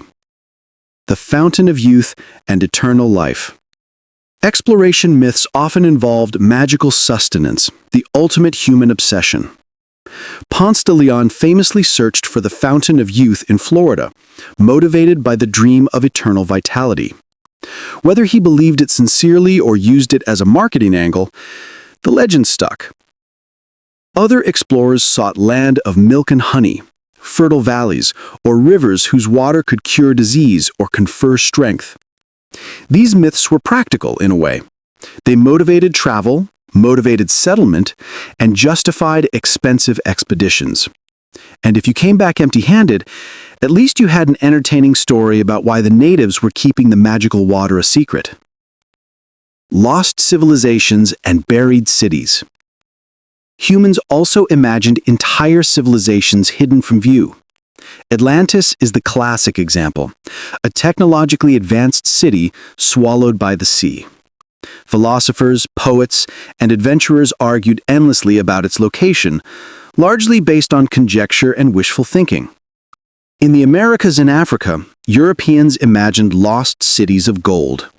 Tales of El Dorado sparked centuries of expeditions, none of which turned out well for the explorers, but all of which added to the mythology of the unknown. Asia was also exoticized, filled with fabled cities, strange animals, and wealthy rulers beyond imagination. The unknown world became a stage for human projection, fears, desires, and greed, all writ large. Monsters in the ocean. The seas were particularly myth-laden. Sailors told stories of giant squids, sea serpents, mermaids, and whirlpools large enough to swallow ships. Some of these tales were likely exaggerations. Large squids, rogue waves, or shark attacks became legendary sea monsters. Others were metaphorical. Shipwrecks, piracy, and storms were interpreted as divine punishment or cosmic warnings. Humans had to project meaning onto natural disasters. Mariners carried charms, prayed to sea gods, and followed complex rituals to stay safe, effectively turning the voyage itself into a performance of superstition and faith. Geography and morality. Interestingly, many travel myths were morality tales disguised as geography. Dangerous regions were often inhabited by cannibals or wicked sorcerers, warning travelers not to stray from civilization. Fertile lands were depicted as rewards for bravery, piety, or cleverness. Encounters with strange peoples often reinforced cultural hierarchies, with explorers imagining themselves as morally superior to the inhabitants of distant lands.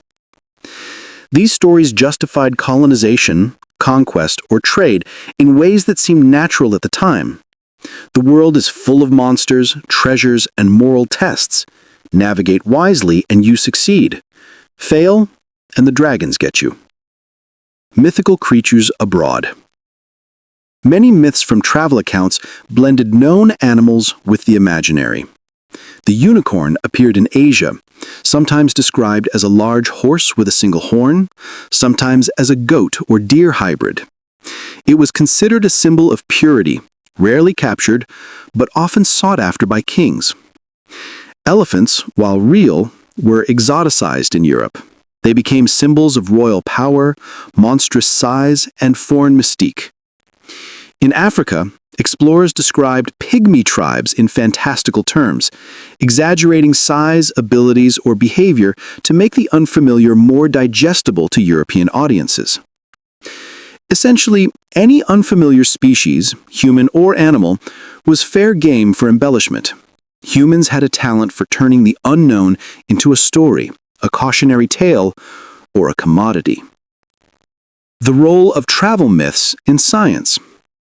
Despite their absurdity, many travel myths inadvertently advanced knowledge. Explorers and naturalists collected specimens, mapping coastlines, and noting flora and fauna. Even exaggerated tales prompted further investigation. If someone reported a monstrous ape or river of gold, future travelers were motivated to check it out. Over time, myth gave way to observation, but the imaginative lens remained. Science often grows from curiosity, sometimes curiosity mixed with a heavy dose of fantasy. Travel as transformation. Ultimately, myths about distant lands reflect more than geography. They reveal human psychology. We fear the unknown, so we populate it with monsters. We desire wealth, so we invent fountains of youth and cities of gold. We wish for moral clarity, so the world outside our borders becomes a moral playground.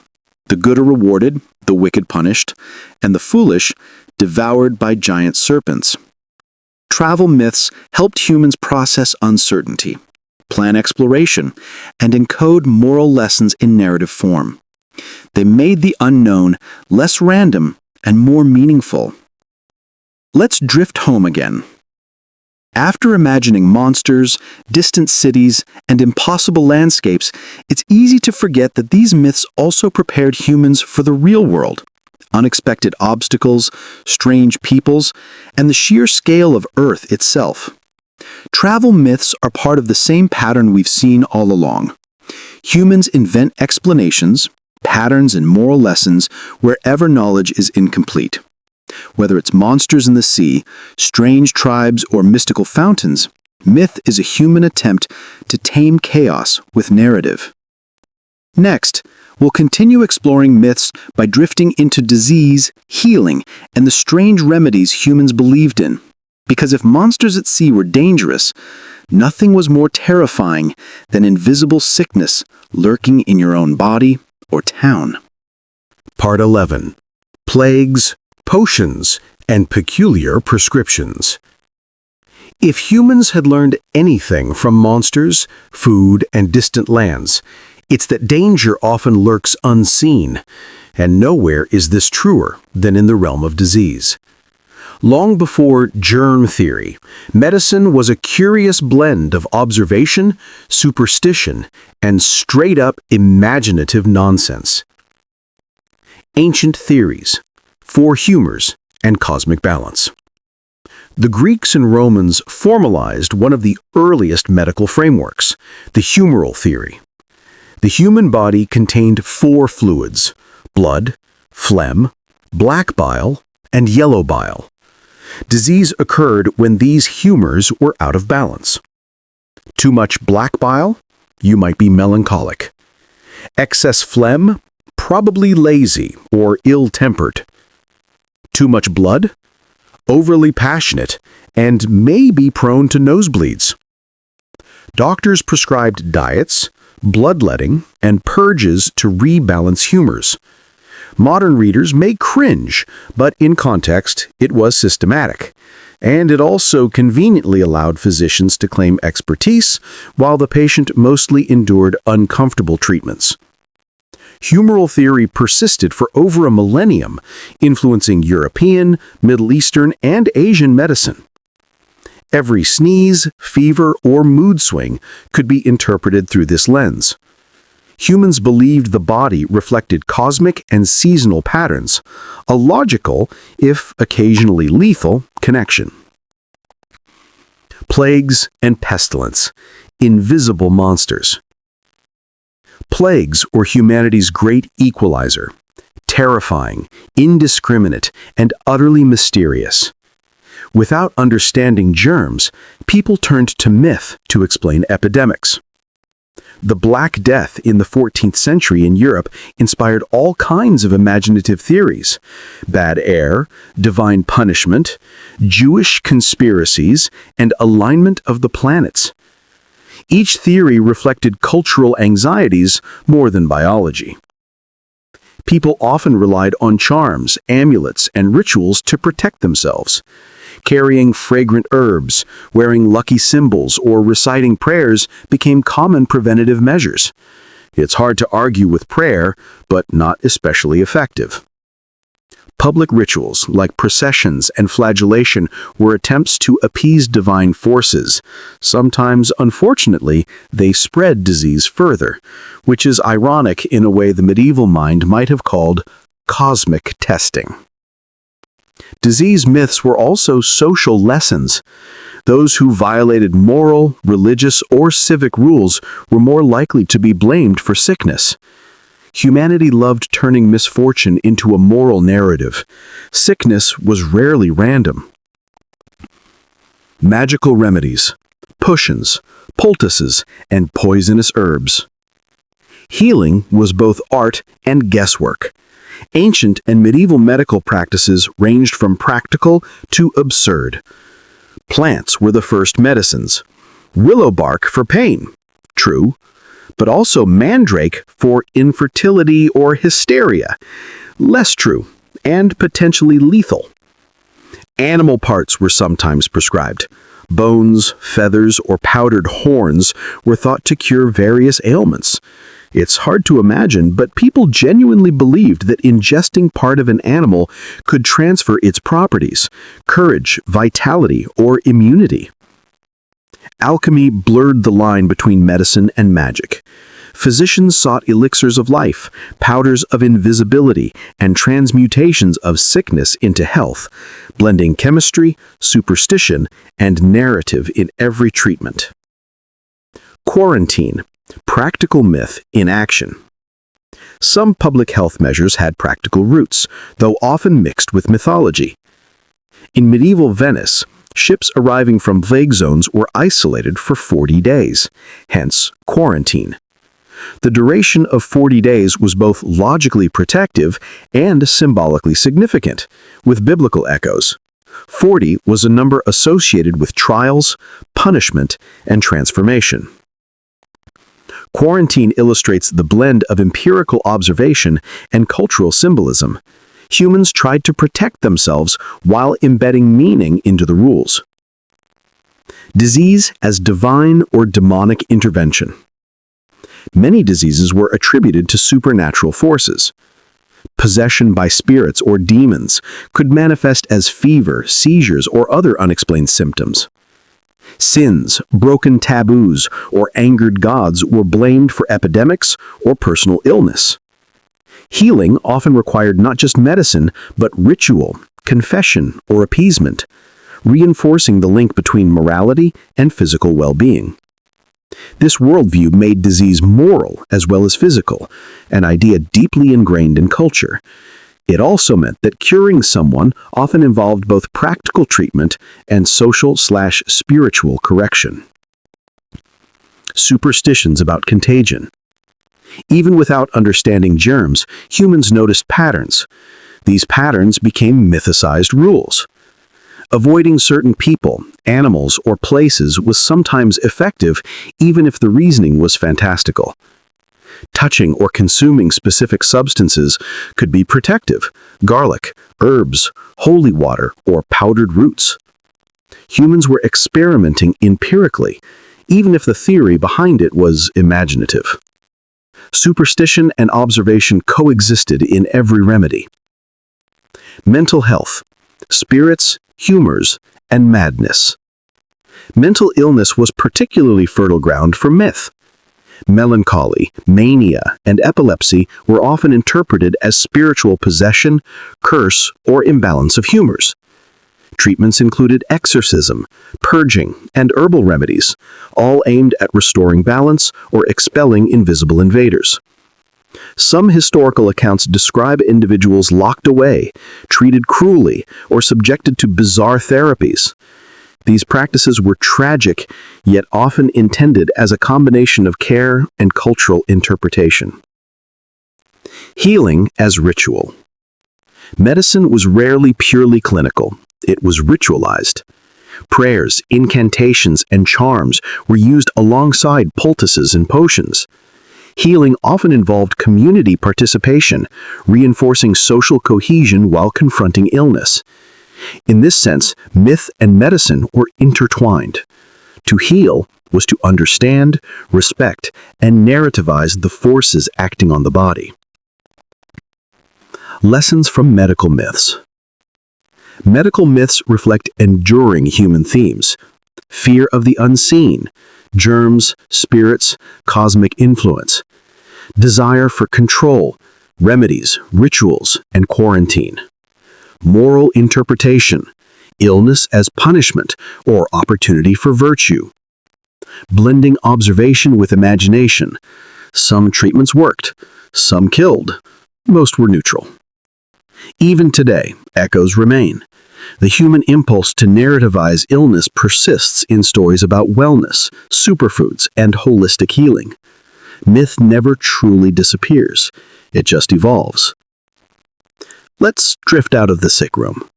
So, humanity has battled plagues, experimented with herbs, metals, and magical potions, and invented complex rituals to cope with invisible threats.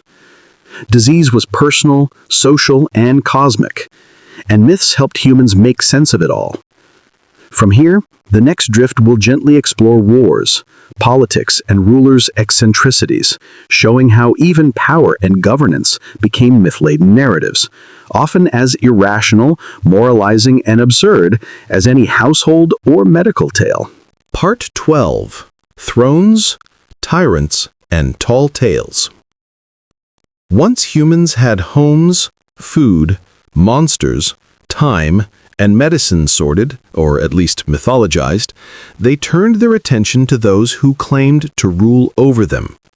Kings, emperors, sultans, and warlords were often as strange and unpredictable as the monsters at sea or the plagues in town.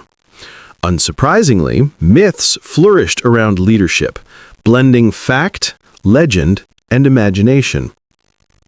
Divine right, power, and cosmic legitimacy. Many rulers claimed authority by divine appointment, which is a polite way of saying, "I'm in charge because the cosmos said so."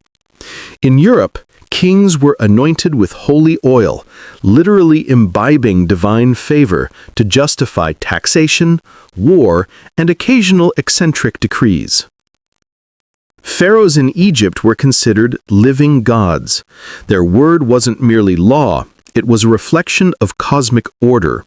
The Nile flooded or didn't, depending on their favor, according to mythology. Chinese emperors were seen as the son of heaven, intermediaries between earth and the cosmos. Losing the mandate of heaven justified rebellion, a convenient mechanism for overthrowing incompetent rulers. Divine right myths gave rulers mystique, power, and wiggle room. If things went poorly, blame could be redirected. Bad harvests, plagues, or rebellions were often the fault of human failings, not divine authority. Legendary leaders, real and embellished. Some rulers earned legendary status through deeds, others through rumor, and most through a mix of both. Alexander the Great, his exploits were so extraordinary that chroniclers sometimes gave him semi-divine ancestry, claiming he was descended from gods. Even when he cut through entire armies, myths made his victories inevitable rather than merely tactical. Genghis Khan. Mongol chronicles sometimes describe supernatural assistance, arrows guided by spirits, or enemies cursed by fate. The historical terror he inspired merged seamlessly with myth. Catherine the Great. Stories of her intelligence, ruthlessness, and personal eccentricities grew in the telling, mixing fact with gossip and exaggeration. These myths served multiple purposes, inspiring loyalty, intimidating enemies, and entertaining storytellers. Sometimes the myth outlasted the ruler entirely. Eccentricity as legend. Rulers were often unusual, and myths amplified quirks into morality plays or cautionary tales. Caligula, Roman emperor, is remembered for bizarre excesses, naming his horse a consul, allegedly claiming divinity, and throwing extravagant parties. Whether all accounts are accurate or exaggerated, the myth cements him as the archetype of irrational power. Ivan the Terrible combined political shrewdness with legendary cruelty. Tales of his meltdowns, paranoia, and violent impulses contributed to the myth of the Mad Tsar, even while he consolidated Russian power. In Japan, Emperor Nero may have fiddled during Rome's Great Fire, probably not literally, but the image endures, merging personal eccentricity with historical catastrophe. The exaggeration of odd habits helped societies codify expectations and warnings about absolute power. It's almost as if myth said, "Beware what humans do when no one can tell them no." Political myths and national identity. Rulers' myths were often intertwined with the myth of the nation itself. England's King Arthur embodies the idealized king, just, brave, and morally infallible. While probably mythical, he became a template for leadership and loyalty. In China, Confucian texts elevated emperors who ruled virtuously while demonizing those who did not. The stories reinforced cultural values alongside political authority. The Inca and Aztec emperors were both religious and political figures, blending human administration with cosmic or divine sanction. Through myth, rulers became symbols of order or chaos, teaching subjects lessons about loyalty, morality, and cosmic justice. Courtly legends, intrigue, and gossip. Beyond the ruler, myths often surrounded the court itself. Advisors, ministers, and generals were cast as virtuous heroes or scheming villains. Their deeds, real or imagined, were chronicled with moral undertones. Ambition might lead to greatness or doom. Stories of treachery, seduction, and betrayal entertained and instructed simultaneously, shaping collective memory of political life. Even seemingly mundane actions, a ruler's favorite horse, a minister's dietary habits, or the decoration of a palace could be exaggerated into moral or cosmic lessons. Courts were microcosms of myth-making, a place where gossip and rumor became semi-official narrative. War and propaganda, myths on the battlefield. Military campaigns were prime breeding grounds for myth. Victories were often framed as inevitable or divinely sanctioned, even when luck or strategy played the real role. Enemies were sometimes dehumanized, monstrous, treacherous, or cowardly. It's easier to slay someone when mythologically depicted as part serpent, part ogre. Leaders often use storytelling to legitimize expansion. Conquest became a moral or cosmic mission, not mere acquisition of land and resources. Myth, in war, functioned as both psychological warfare and political justification. It's astonishingly effective. Humans love stories more than facts, and battlefield myth-making was nothing if not persuasive. Folklore and ruler reputation. Some political myths became entirely folkloric, separate from historical fact. Robin Hood, while a folk hero rather than a ruler, critiques tyranny while celebrating rebellion, myths serving as morality lessons against unjust authority.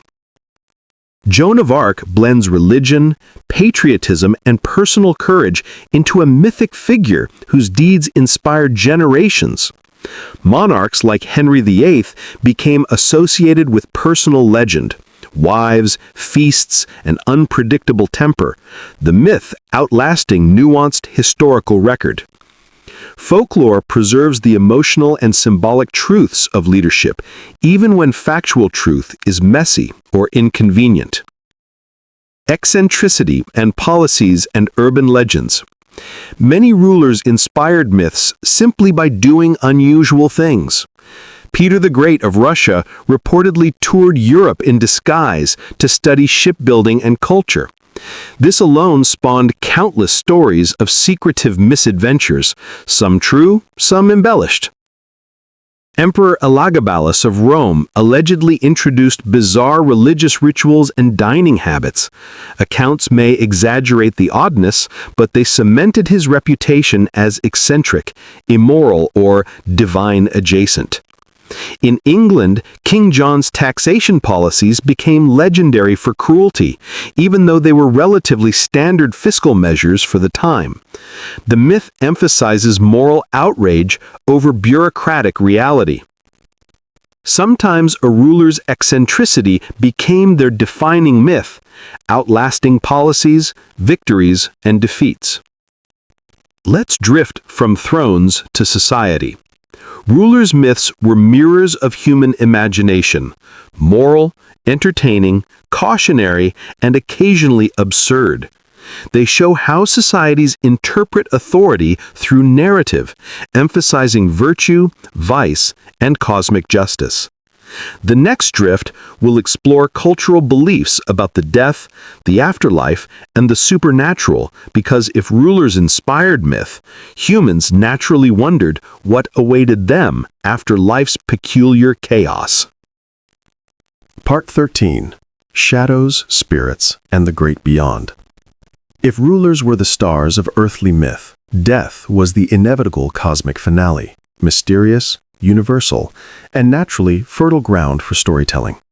Humans have always been curious, anxious, and slightly imaginative about what happens after the body stops working, and myths about death shaped behaviors, rituals, and worldviews across cultures. Death as a transition. Many myths framed death not as an end, but as a transition to another realm. In ancient Egypt, the soul traveled through the duat, a complex underworld, to reach the afterlife. Mummies, elaborate tombs, and funerary texts weren't just preservation projects, they were practical guides for navigating cosmic bureaucracy. In Greek mythology, souls went to Hades with the river Styx, Charon the ferryman, and Cerberus, the three-headed dog. The process emphasized preparation, moral behavior, and ritual. Missteps could result in lingering unrest or punishment. In Mesoamerican cultures, the afterlife was stratified, with multiple layers depending on one's deeds, manner of death, and social status. Death was highly conditional, not just inevitable, but morally and socially instructive. These myths suggest that death was seen as both personal and procedural, a journey that demanded careful preparation, adherence to ritual, and occasional negotiation with spirits. Ghosts and ancestral spirits. Myths often created a close, ongoing relationship between the living and the dead. In many East Asian cultures, ancestral spirits were honored and appeased with offerings. Neglecting them could bring misfortune, while proper rituals ensured protection and blessings. In Europe, ghosts often haunted homes, battlefields, or churches, reflecting unresolved business or moral imbalance. Tales of spirits were both cautionary and comforting, teaching proper behavior and keeping memory alive. In Africa, spirit worlds were integrated into everyday life. Ancestors were consulted for decisions, guidance, and protection. The dead were not absent, just invisible advisors. Humans seem to have instinctively felt that death was less an exit and more a change in presence or influence, blending ethics, memory, and myth. Burial rituals and mythical practice. Burial practices reflect the myths humans created about death. Egyptians packed tombs with food, tools, and luxury items for the afterlife, blending pragmatism with cosmic storytelling. Pharaohs didn't just die, they embarked on an epic journey that required serious supplies. Viking cremation ships symbolized passage to Valhalla. Fire was transformative. It burned the body but supposedly freed the spirit. In Europe, Christian burials often included saints' relics, prayers, and grave orientation, demonstrating the interplay between myth, morality, and communal identity. Rituals were as much about controlling the narrative as about protecting the deceased. Preparing for death meant aligning with cosmic, moral, and cultural expectations. Death omens and prophecies. Humans have long sought signs predicting death, blending observation and superstition. Black cats, owls, and certain birds were considered portents of death in various cultures. Dreams of coffins, rivers, or ghostly encounters often carried interpretive weight. Even natural phenomena, eclipses, storms, or comets, were sometimes read as omens for individuals or entire communities. These beliefs reflect a desire to impose order on mortality, creating predictive systems for something inherently unpredictable. Afterlife rewards and punishments. Myths often encoded moral lessons through afterlife consequences. In Egyptian myth, the heart was weighed against the feather of Ma'at. A heavy heart meant destruction, a balanced one led to paradise. Greek Hades contained separate regions, the Elysian fields for the virtuous, Tartarus for the wicked.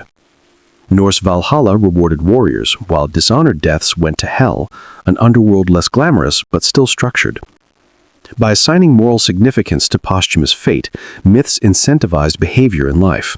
Ethics and cosmology intertwined, reinforcing social order through fear or hope, or both. Resurrection and immortality myths. Some cultures imagined resurrection or eternal life.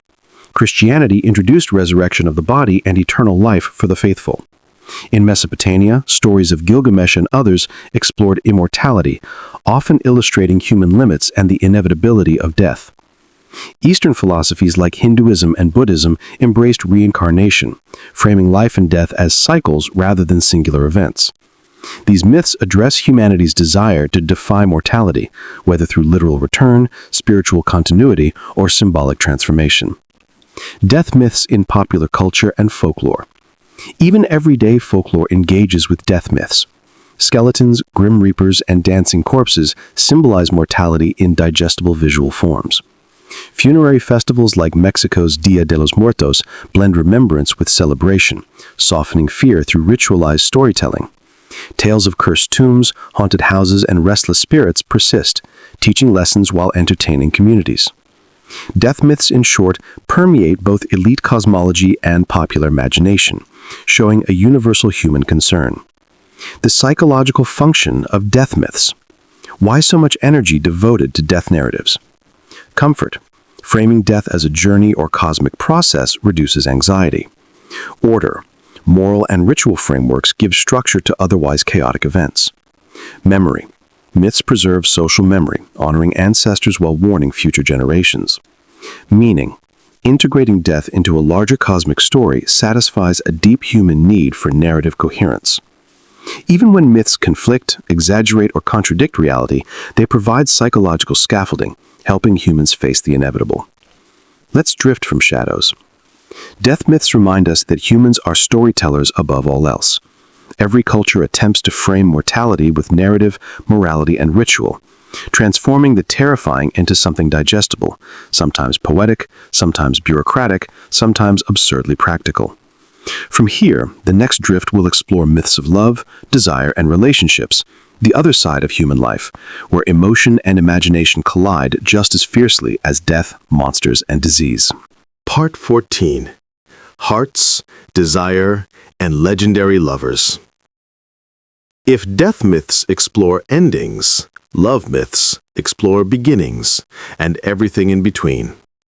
Human relationships, attraction, and desire have always been fertile ground for myth, exaggeration, and moral instruction. From star-crossed lovers to impossible quests for affection, romance myths blend psychology, culture, and imagination in ways both timeless and endlessly peculiar. Love as cosmic force. Many cultures depicted love not merely as emotion, but as a force of the cosmos, sometimes benign, sometimes destructive. In Greek mythology, Eros could shoot arrows to inspire irresistible passion or torment unrequited desire. Love was literally weaponized, an unpredictable force that no human could fully control. In Norse myths, included gods like Freya, whose desires influenced the fates of mortals and immortals alike. Love could determine alliances, wars, and even deaths, essentially romantic chaos as cosmic narrative. In Hindu mythology, the gods often manipulate romantic relationships, producing both divine unions and complicated love triangles. Desire is intertwined with dharma, fate, and societal order. Love myths elevated attraction from personal choice to universal principle, showing that humans have always needed a narrative to make sense of the inexplicable. Star-crossed lovers. Tragic love stories have always been irresistible storytelling fodder. Romeo and Juliet is perhaps the classic example in literature, but real-world myths abound. Ancient tales from Persia, India, and Greece feature lovers thwarted by fate, family, or cosmic interference. These myths serve dual purposes: entertainment and moral instruction. Love was powerful but dangerous. Ignoring societal or divine rules could end tragically. Even minor characters often became cautionary figures, friends, rivals, or meddling gods whose interference reinforced the consequences of human choices. The tragic arc teaches a timeless lesson. Desire is beautiful, chaotic, and occasionally fatal. Love potions and magical attraction. If human emotion is unpredictable, myth insists it can also be manipulated through magic. In European folklore, love potions could compel desire, sometimes literally. In practice, results were unpredictable, reinforcing the idea that love is both art and hazard. In China and Japan, aphrodisiacs and charms were prescribed to enhance marital harmony or inspire affection. Some were harmless herbs, others were dangerous concoctions, but all reinforced the mythic power of attraction. Norse and Celtic myths depict enchanted objects, songs, or words capable of inspiring love, again blending morality with magical mechanics. The underlying theme is simple. Love is not entirely human, and attempting to control it often produces comedic, tragic, or chaotic results. Myths of courtship and marriage. Courtship has always been loaded with social and moral expectation, giving rise to endless myths. In medieval Europe, arranged marriages were common, but folklore often emphasized love triumphing over familial obligation, the rebellious lover trope. Many myths reflect gendered expectations. Women might be portrayed as wise, cunning, or magically attuned, men as brave, foolish, or easily swayed. Stories frequently included tests of virtue, loyalty, or courage. Suitors prove themselves through quests, riddles, or displays of valor, merging romantic desire with cultural performance. Courtship myths reinforce societal norms while entertaining, offering both moral guidance and escapist fantasy. Eccentric lovers and royal romances. Royalty and myth often collide in stories of extravagant, eccentric, or scandalous love. Cleopatra and Mark Antony, their love became legend, mixing political ambition, seduction, and tragedy. Myth often overshadows the strategic pragmatism in their relationship. Henry VIII's marital escapades turned political necessity into cultural spectacle. The myths of wives, beheadings, and annulments persist, blending fact with moralized gossip. Louis XIV reportedly spent enormous sums on romantic enterprises, encouraging courtly myth-making. Every affair became part of the grand narrative of power, desire, and spectacle. Royal romances are particularly fertile for myth because the stakes are high. Love, power, and dynasty all interweave, making stories both morally instructive and dramatically entertaining. Folkloric lovers and impossible quests. Beyond rulers, ordinary humans in myth experience love as a force of trial and transformation. Tristan and Isolde. Love, magic, and poison combine, producing a story of passion that defies societal rules and ends tragically. In Japanese folklore, lovers may be separated by supernatural forces, rivers, spirits, or divine mandates, emphasizing love as a cosmic test. Folktales often feature quests for lost or kidnapped lovers, integrating romance with adventure, danger, and moral challenge. Love myths are frequently testing grounds for human character, blending desire with virtue, perseverance, and ethical behavior. Myths about lust and temptation. Romantic myths are not just about idealized love, they also explore desire's dangers. In Christian and medieval European lore, seduction and lust were moralized. Succumbing to temptation could result in personal ruin or divine punishment. Ancient Mesopotamian and Greek myths depict gods and mortals entangled in affairs with catastrophic consequences, reinforcing the duality of desire as creative and destructive. Folklore often included supernatural lovers, spirits, fairies, or demons, teaching humans that temptation might come from beyond the mundane world. These myths reflect a human desire to control or rationalize emotion, even when it's inherently unpredictable. Love, jealousy, and revenge. Romantic myths frequently intersect with jealousy, rivalry, and retribution. Myths abound in which rejected lovers curse, haunt, or sabotage rivals, often with catastrophic results. Stories of infidelity often involve moralized punishment. The unfaithful are humiliated, the clever wronged are vindicated, and divine or cosmic forces enforce justice. Romantic triangles are a recurring motif, dramatizing emotional complexity while encoding cultural norms. In short, love myths explore both the sublime and the absurd, showing how desire motivates, manipulates, and occasionally destroys human behavior. Universal patterns in love myths. Across cultures, certain patterns emerge. Desire is a powerful, semi-divine force beyond human control.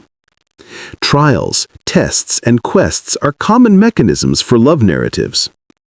Tragedy often accompanies passion, reinforcing moral, social, or cosmic rules. Royalty and extraordinary individuals often amplify the stakes, producing mythic spectacle. Magic, fate, and intervention by higher powers are frequent plot devices. These patterns reveal a fundamental truth. Love is unpredictable, socially consequential, and narratively irresistible. Humans create myth to make sense of it all. Let's drift from hearts to humanity. Love myths remind us that human imagination is not only practical, it's emotional. While earlier myths tackled survival, death, disease, and political authority, romantic myths explored desire, passion, and the emotional chaos that defines human life. They entertain, instruct, and reassure, giving shape to what is otherwise messy, irrational, and inevitable. Next, The Drift will gently explore myths about work, labor, and economic life. The everyday human experience infused with superstition, moral tales, and ritualized effort. Getting into bed is a peaceful bedtime that lets you let go of worries and drift off into a peaceful sleep. Tonight's story is about mythical labor, about how labor has magical touches and how we mythicize daily work. Part 15: Labor, Luck, and Legendary Work. If love explored the heart and death explored the unknown, work explored the human daily grind, and, unsurprisingly, humans turned their toil into myth. Labor has always been essential, tedious, and occasionally terrifying, fertile ground for storytelling, superstition, and exaggerated moral lessons. Work as cosmic and moral obligation. In many early societies, labor was not merely practical, it was cosmic or moralized. Ancient Egyptian myths framed farming and construction as duties aligned with divine order. The laborers building pyramids were participating in cosmic maintenance, whether they realized it or not. In Mesopotamia, working the land, managing trade, or crafting tools had ritual significance. Gods blessed productivity, and laziness was morally suspect. In Europe, agricultural calendars were entwined with saints' days, feast days, and omens. Planting and harvesting became ritualized acts, aligning human effort with divine cycles. In short, work was never just work. Humans mythologized labor to justify effort, enforce morality, and give mundane activities cosmic weight. Work as cosmic and moral obligation. In many early societies, labor was not merely practical, it was cosmic or moralized. Ancient Egyptian myths framed farming and construction as duties aligned with divine order. The laborers building pyramids were participating in cosmic maintenance, whether they realized it or not. In Mesopotamia, working the land, managing trade, or crafting tools had ritual significance. Gods blessed productivity, and laziness was morally suspect.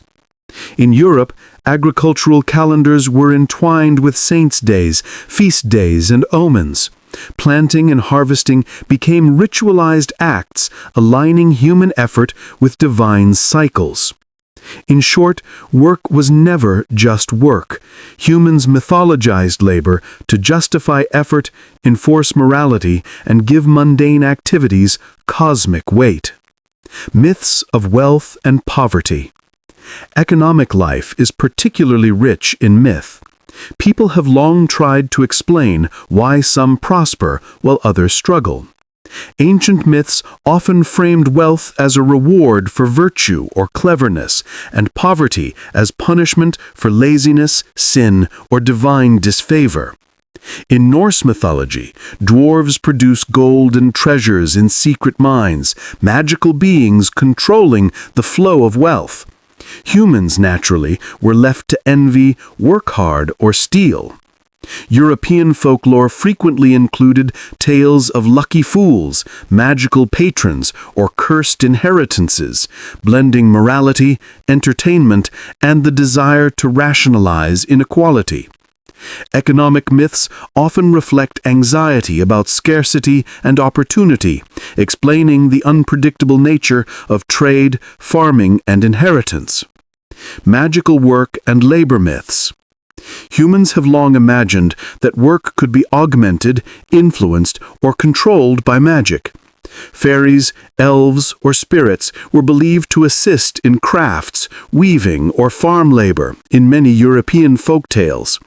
In Asia, luck charms, talismans, or incantations were used to ensure prosperous harvests, smooth trade, or safe travel for merchants.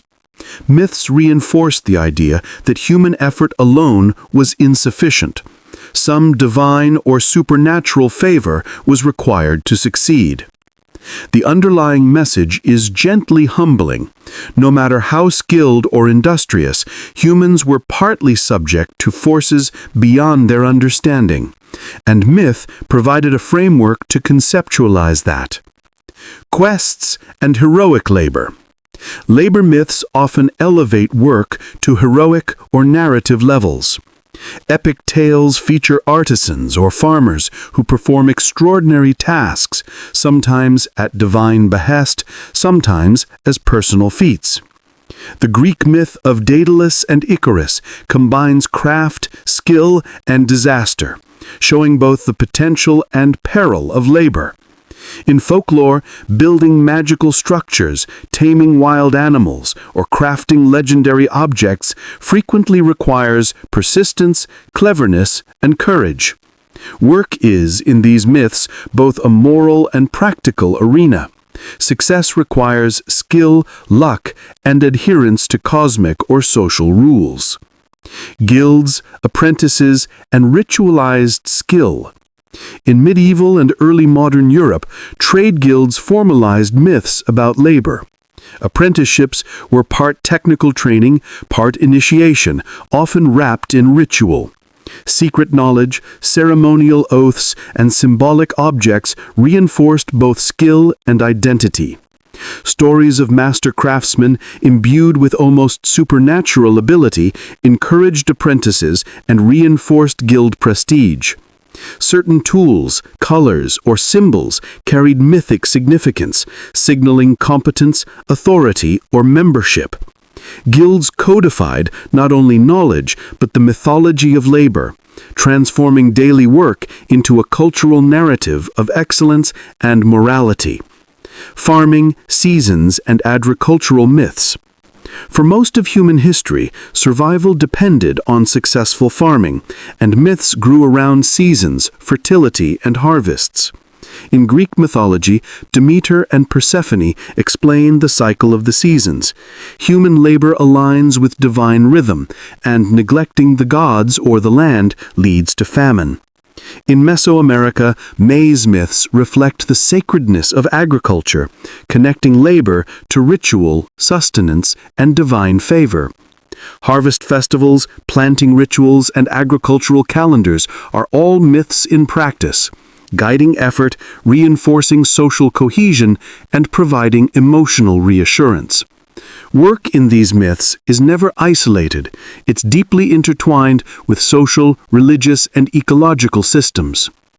Trade, markets, and economic superstition. Trade and commerce also generated myths, often revolving around luck, honesty, and divine oversight.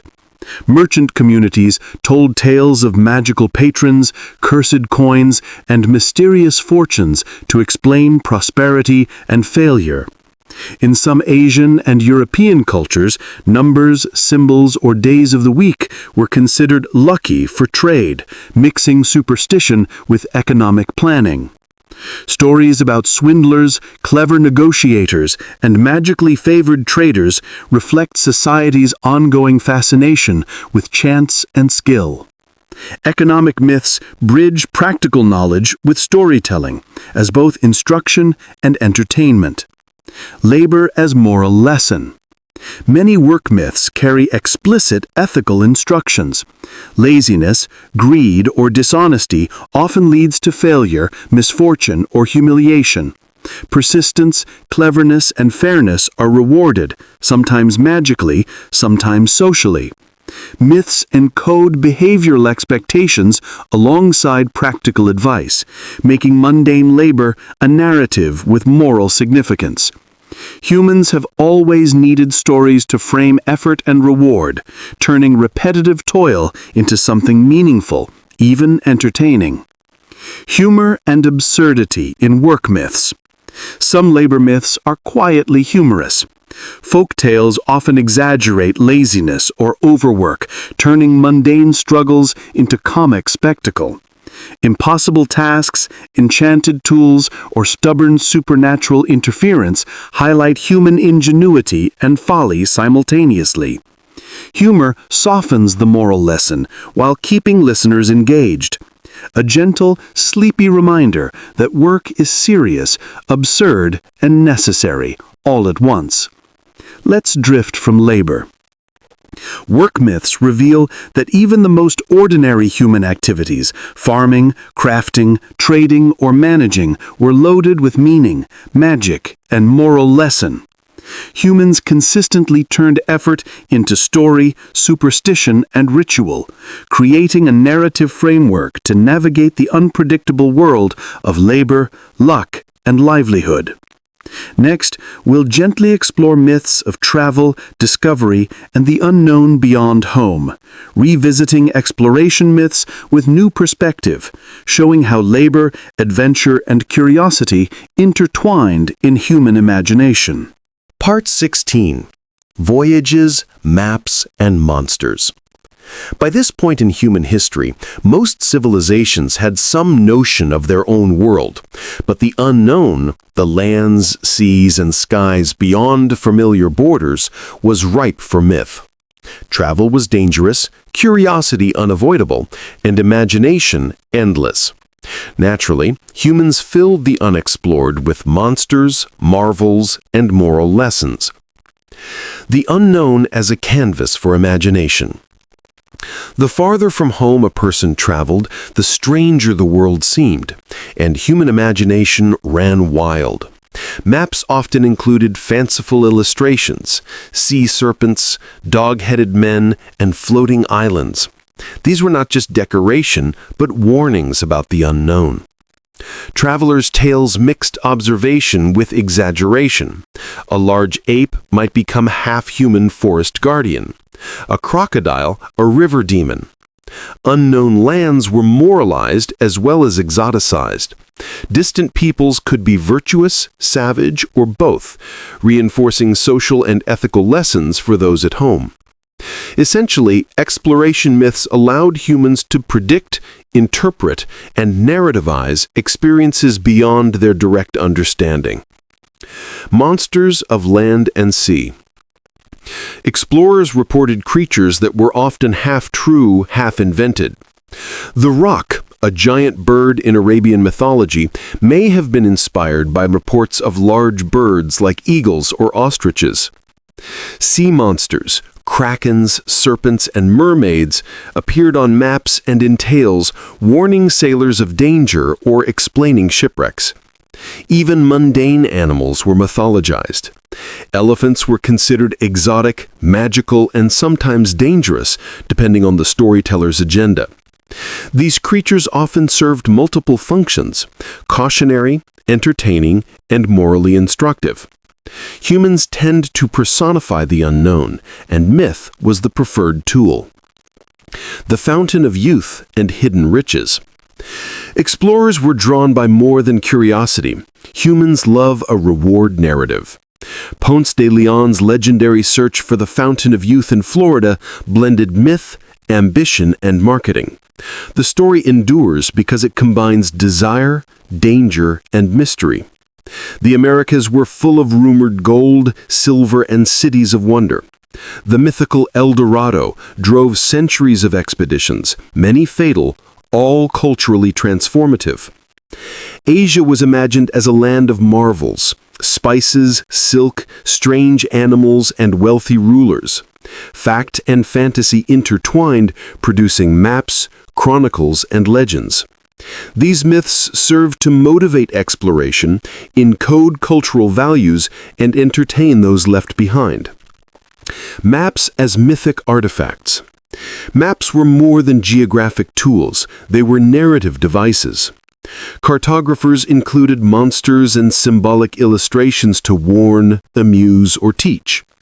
Here be dragons was less a scientific note than a storytelling device, reminding sailors and land travelers of both danger and the limits of human knowledge. Map-making itself was ritualized. Explorers' journals, sketches, and measurements merged observation with imagination.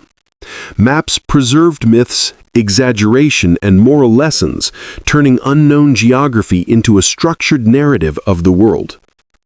Mythical peoples and civilizations. Explorers frequently encountered or imagined strange societies. Blemmies, headless men with faces on their chests, fascinated medieval Europeans. Cynocephaly, dog-headed warriors and other hybrid races populated maps and chronicles. Reports of giant or pygmy peoples reflected both misunderstanding and fascination with human diversity. These accounts illustrate how ethnocentrism, fear, and wonder combine in myth. The unknown is morally and physically other, producing enduring stories. navigational omens, and superstition. Travel myths also involved ritualized preparation and superstition. Sailors carried charms, recited prayers, and followed elaborate rules to avoid disaster. Comets, storms, and unusual animal behavior were interpreted as omens, guiding decisions at sea. Failure often reinforced myth. A ship lost to a storm might inspire legends of angry sea gods or monstrous creatures, ensuring caution for future travelers. In other words, mythology shaped both behavior and psychology, giving structure to the unpredictable world of travel. Quests and human aspiration. Many exploration myths framed travel as a personal or moral quest. Heroes sought treasure, magical artifacts, or spiritual knowledge. Obstacles, from monstrous creatures to treacherous landscapes, tested courage, intelligence, and morality. These stories reinforced the idea that discovery required both skill and virtue, aligning adventure with ethical and cultural frameworks. Travel myths, like other myths, serve to teach, entertain, and morally structure human experience. Blending fact and fantasy. What's remarkable is how often true observation was transformed into legend. Sightings of unfamiliar animals became monstrous hybrids. Native practices were misunderstood, moralized, or exaggerated. Natural phenomena, volcanoes, earthquakes, and tides, were interpreted as supernatural or divine interventions. Explorers' reports functioned simultaneously as data and narrative. Humans were storytelling animals, even in the name of science or commerce. Travel myths and cultural memory. Travel myths also preserve human memory. They document human curiosity, fear, and ambition. They encode social, moral, and religious values alongside empirical observation. They endure precisely because they mix drama, hazard, and imagination, a formula humans love to retell. Exploration myths remind us that unknown worlds are as psychological as they are geographical. Humans populate uncertainty with stories, warnings, and morality lessons. Let's drift home again. In sum, myths of travel, monsters, and distant lands illustrate human creativity, anxiety, and desire. They shape perception, inspire exploration, and entertain both participants and audiences. As knowledge expanded, some myths faded, but the impulse to narrativize the unknown persists in travel writing, documentaries, and, naturally, bedtime storytelling. Next, The Drift will explore myths of knowledge, wisdom, and learning, tracing how humans have mythologized thought, education, and the pursuit of understanding itself. Part 17. Knowledge, Wisdom, and the Myths We Tell Ourselves. If monsters, disease, death, love, work, and exploration were humanity's playgrounds of imagination, knowledge has always been the arena of human ambition and hubris. We want to know, to understand, to master, and naturally, we create myths around how learning works, what it costs, and what it can do. Knowledge as forbidden or sacred. Many cultures treat knowledge as powerful, dangerous, or divinely restricted. In Greek myth, Prometheus stole fire, metaphorical knowledge, from the gods, suffering eternal punishment for bringing enlightenment to humans. Knowledge is dangerous, but irresistible. In Judeo-Christian tradition, Adam and Eve eat the fruit from the tree of knowledge. Awareness comes with consequences, moral responsibility, mortality, and mythic guilt. Humans are punished not for curiosity, but for transgression of divine boundaries. In other traditions, wisdom is hidden. Mystical texts, secret schools, and oral traditions preserve knowledge for initiates, reinforcing social hierarchies while sanctifying learning. Knowledge myths combine curiosity, risk, and morality, reminding humans that learning is never neutral. magical learning, and legendary teachers. Stories frequently center on mentors, magical artifacts, and extraordinary teachers. Greek myths feature Chiron, the centaur tutor of heroes, blending magic and moral guidance. Knowledge is inseparable from ethics and mentorship. In India, sages and rishis impart secret wisdom to those deemed worthy, often through rigorous tests or moral trials. European folklore often includes enchanted books, talking animals, or prophetic visions. Learning is both practical and symbolic, a blend of skill and cosmic insight. The message is subtle. Wisdom is earned, guided, and sometimes dangerous, not merely picked up like a casual hobby. The folly of hubris. Many myths warn that excessive ambition or overreach leads to catastrophe. Icarus, once again, soars too high, not just physically, but metaphorically. Knowledge without humility can be fatal. The Tower of Babel illustrates human pride. Striving to reach the heavens results in confusion, division, and mythic explanation for the diversity of languages. Alchemical myths blend science, magic, and human desire. The quest for gold, eternal life, or forbidden wisdom often ends in failure, injury, or social scorn. These stories caution, knowledge is powerful, but human error and limitation are inescapable. Myth encodes both aspiration and warning. Libraries, scrolls, and magical texts. Physical repositories of knowledge also become mythic. The Library of Alexandria embodies both human curiosity and tragic loss. Its destruction is mythologized as the loss of all human wisdom, even if practical knowledge was only partly destroyed. Ancient texts are often surrounded by legend, cursed books, forbidden scrolls, or magical inscriptions. Humans imbue objects of learning with narrative weight, turning storage into story. Myths about texts often reinforce cultural values. Some knowledge is sacred, some dangerous, and some reserved for the worthy. The story of learning itself becomes narrative, moral, and symbolic, not just practical. Myths of invention and discovery. Humans often invent stories about their own intellectual breakthroughs. Tales of inventors inspired by dreams, divine visions, or mystical insight abound. Archimedes, Da Vinci, and others are surrounded by anecdotal legend that exaggerates inspiration, serendipity, and genius. Myths validate human creativity. Discovery is not merely cleverness, but a mix of luck, divine favor, and personal virtue. Folk stories about practical inventions often include magic or moral tests. A clever farmer receives a miraculous plow, or a wise blacksmith discovers a legendary metal. Myth serves as both explanation and inspiration, showing how humans conceptualize innovation as part moral, part miraculous. Education and moral narratives.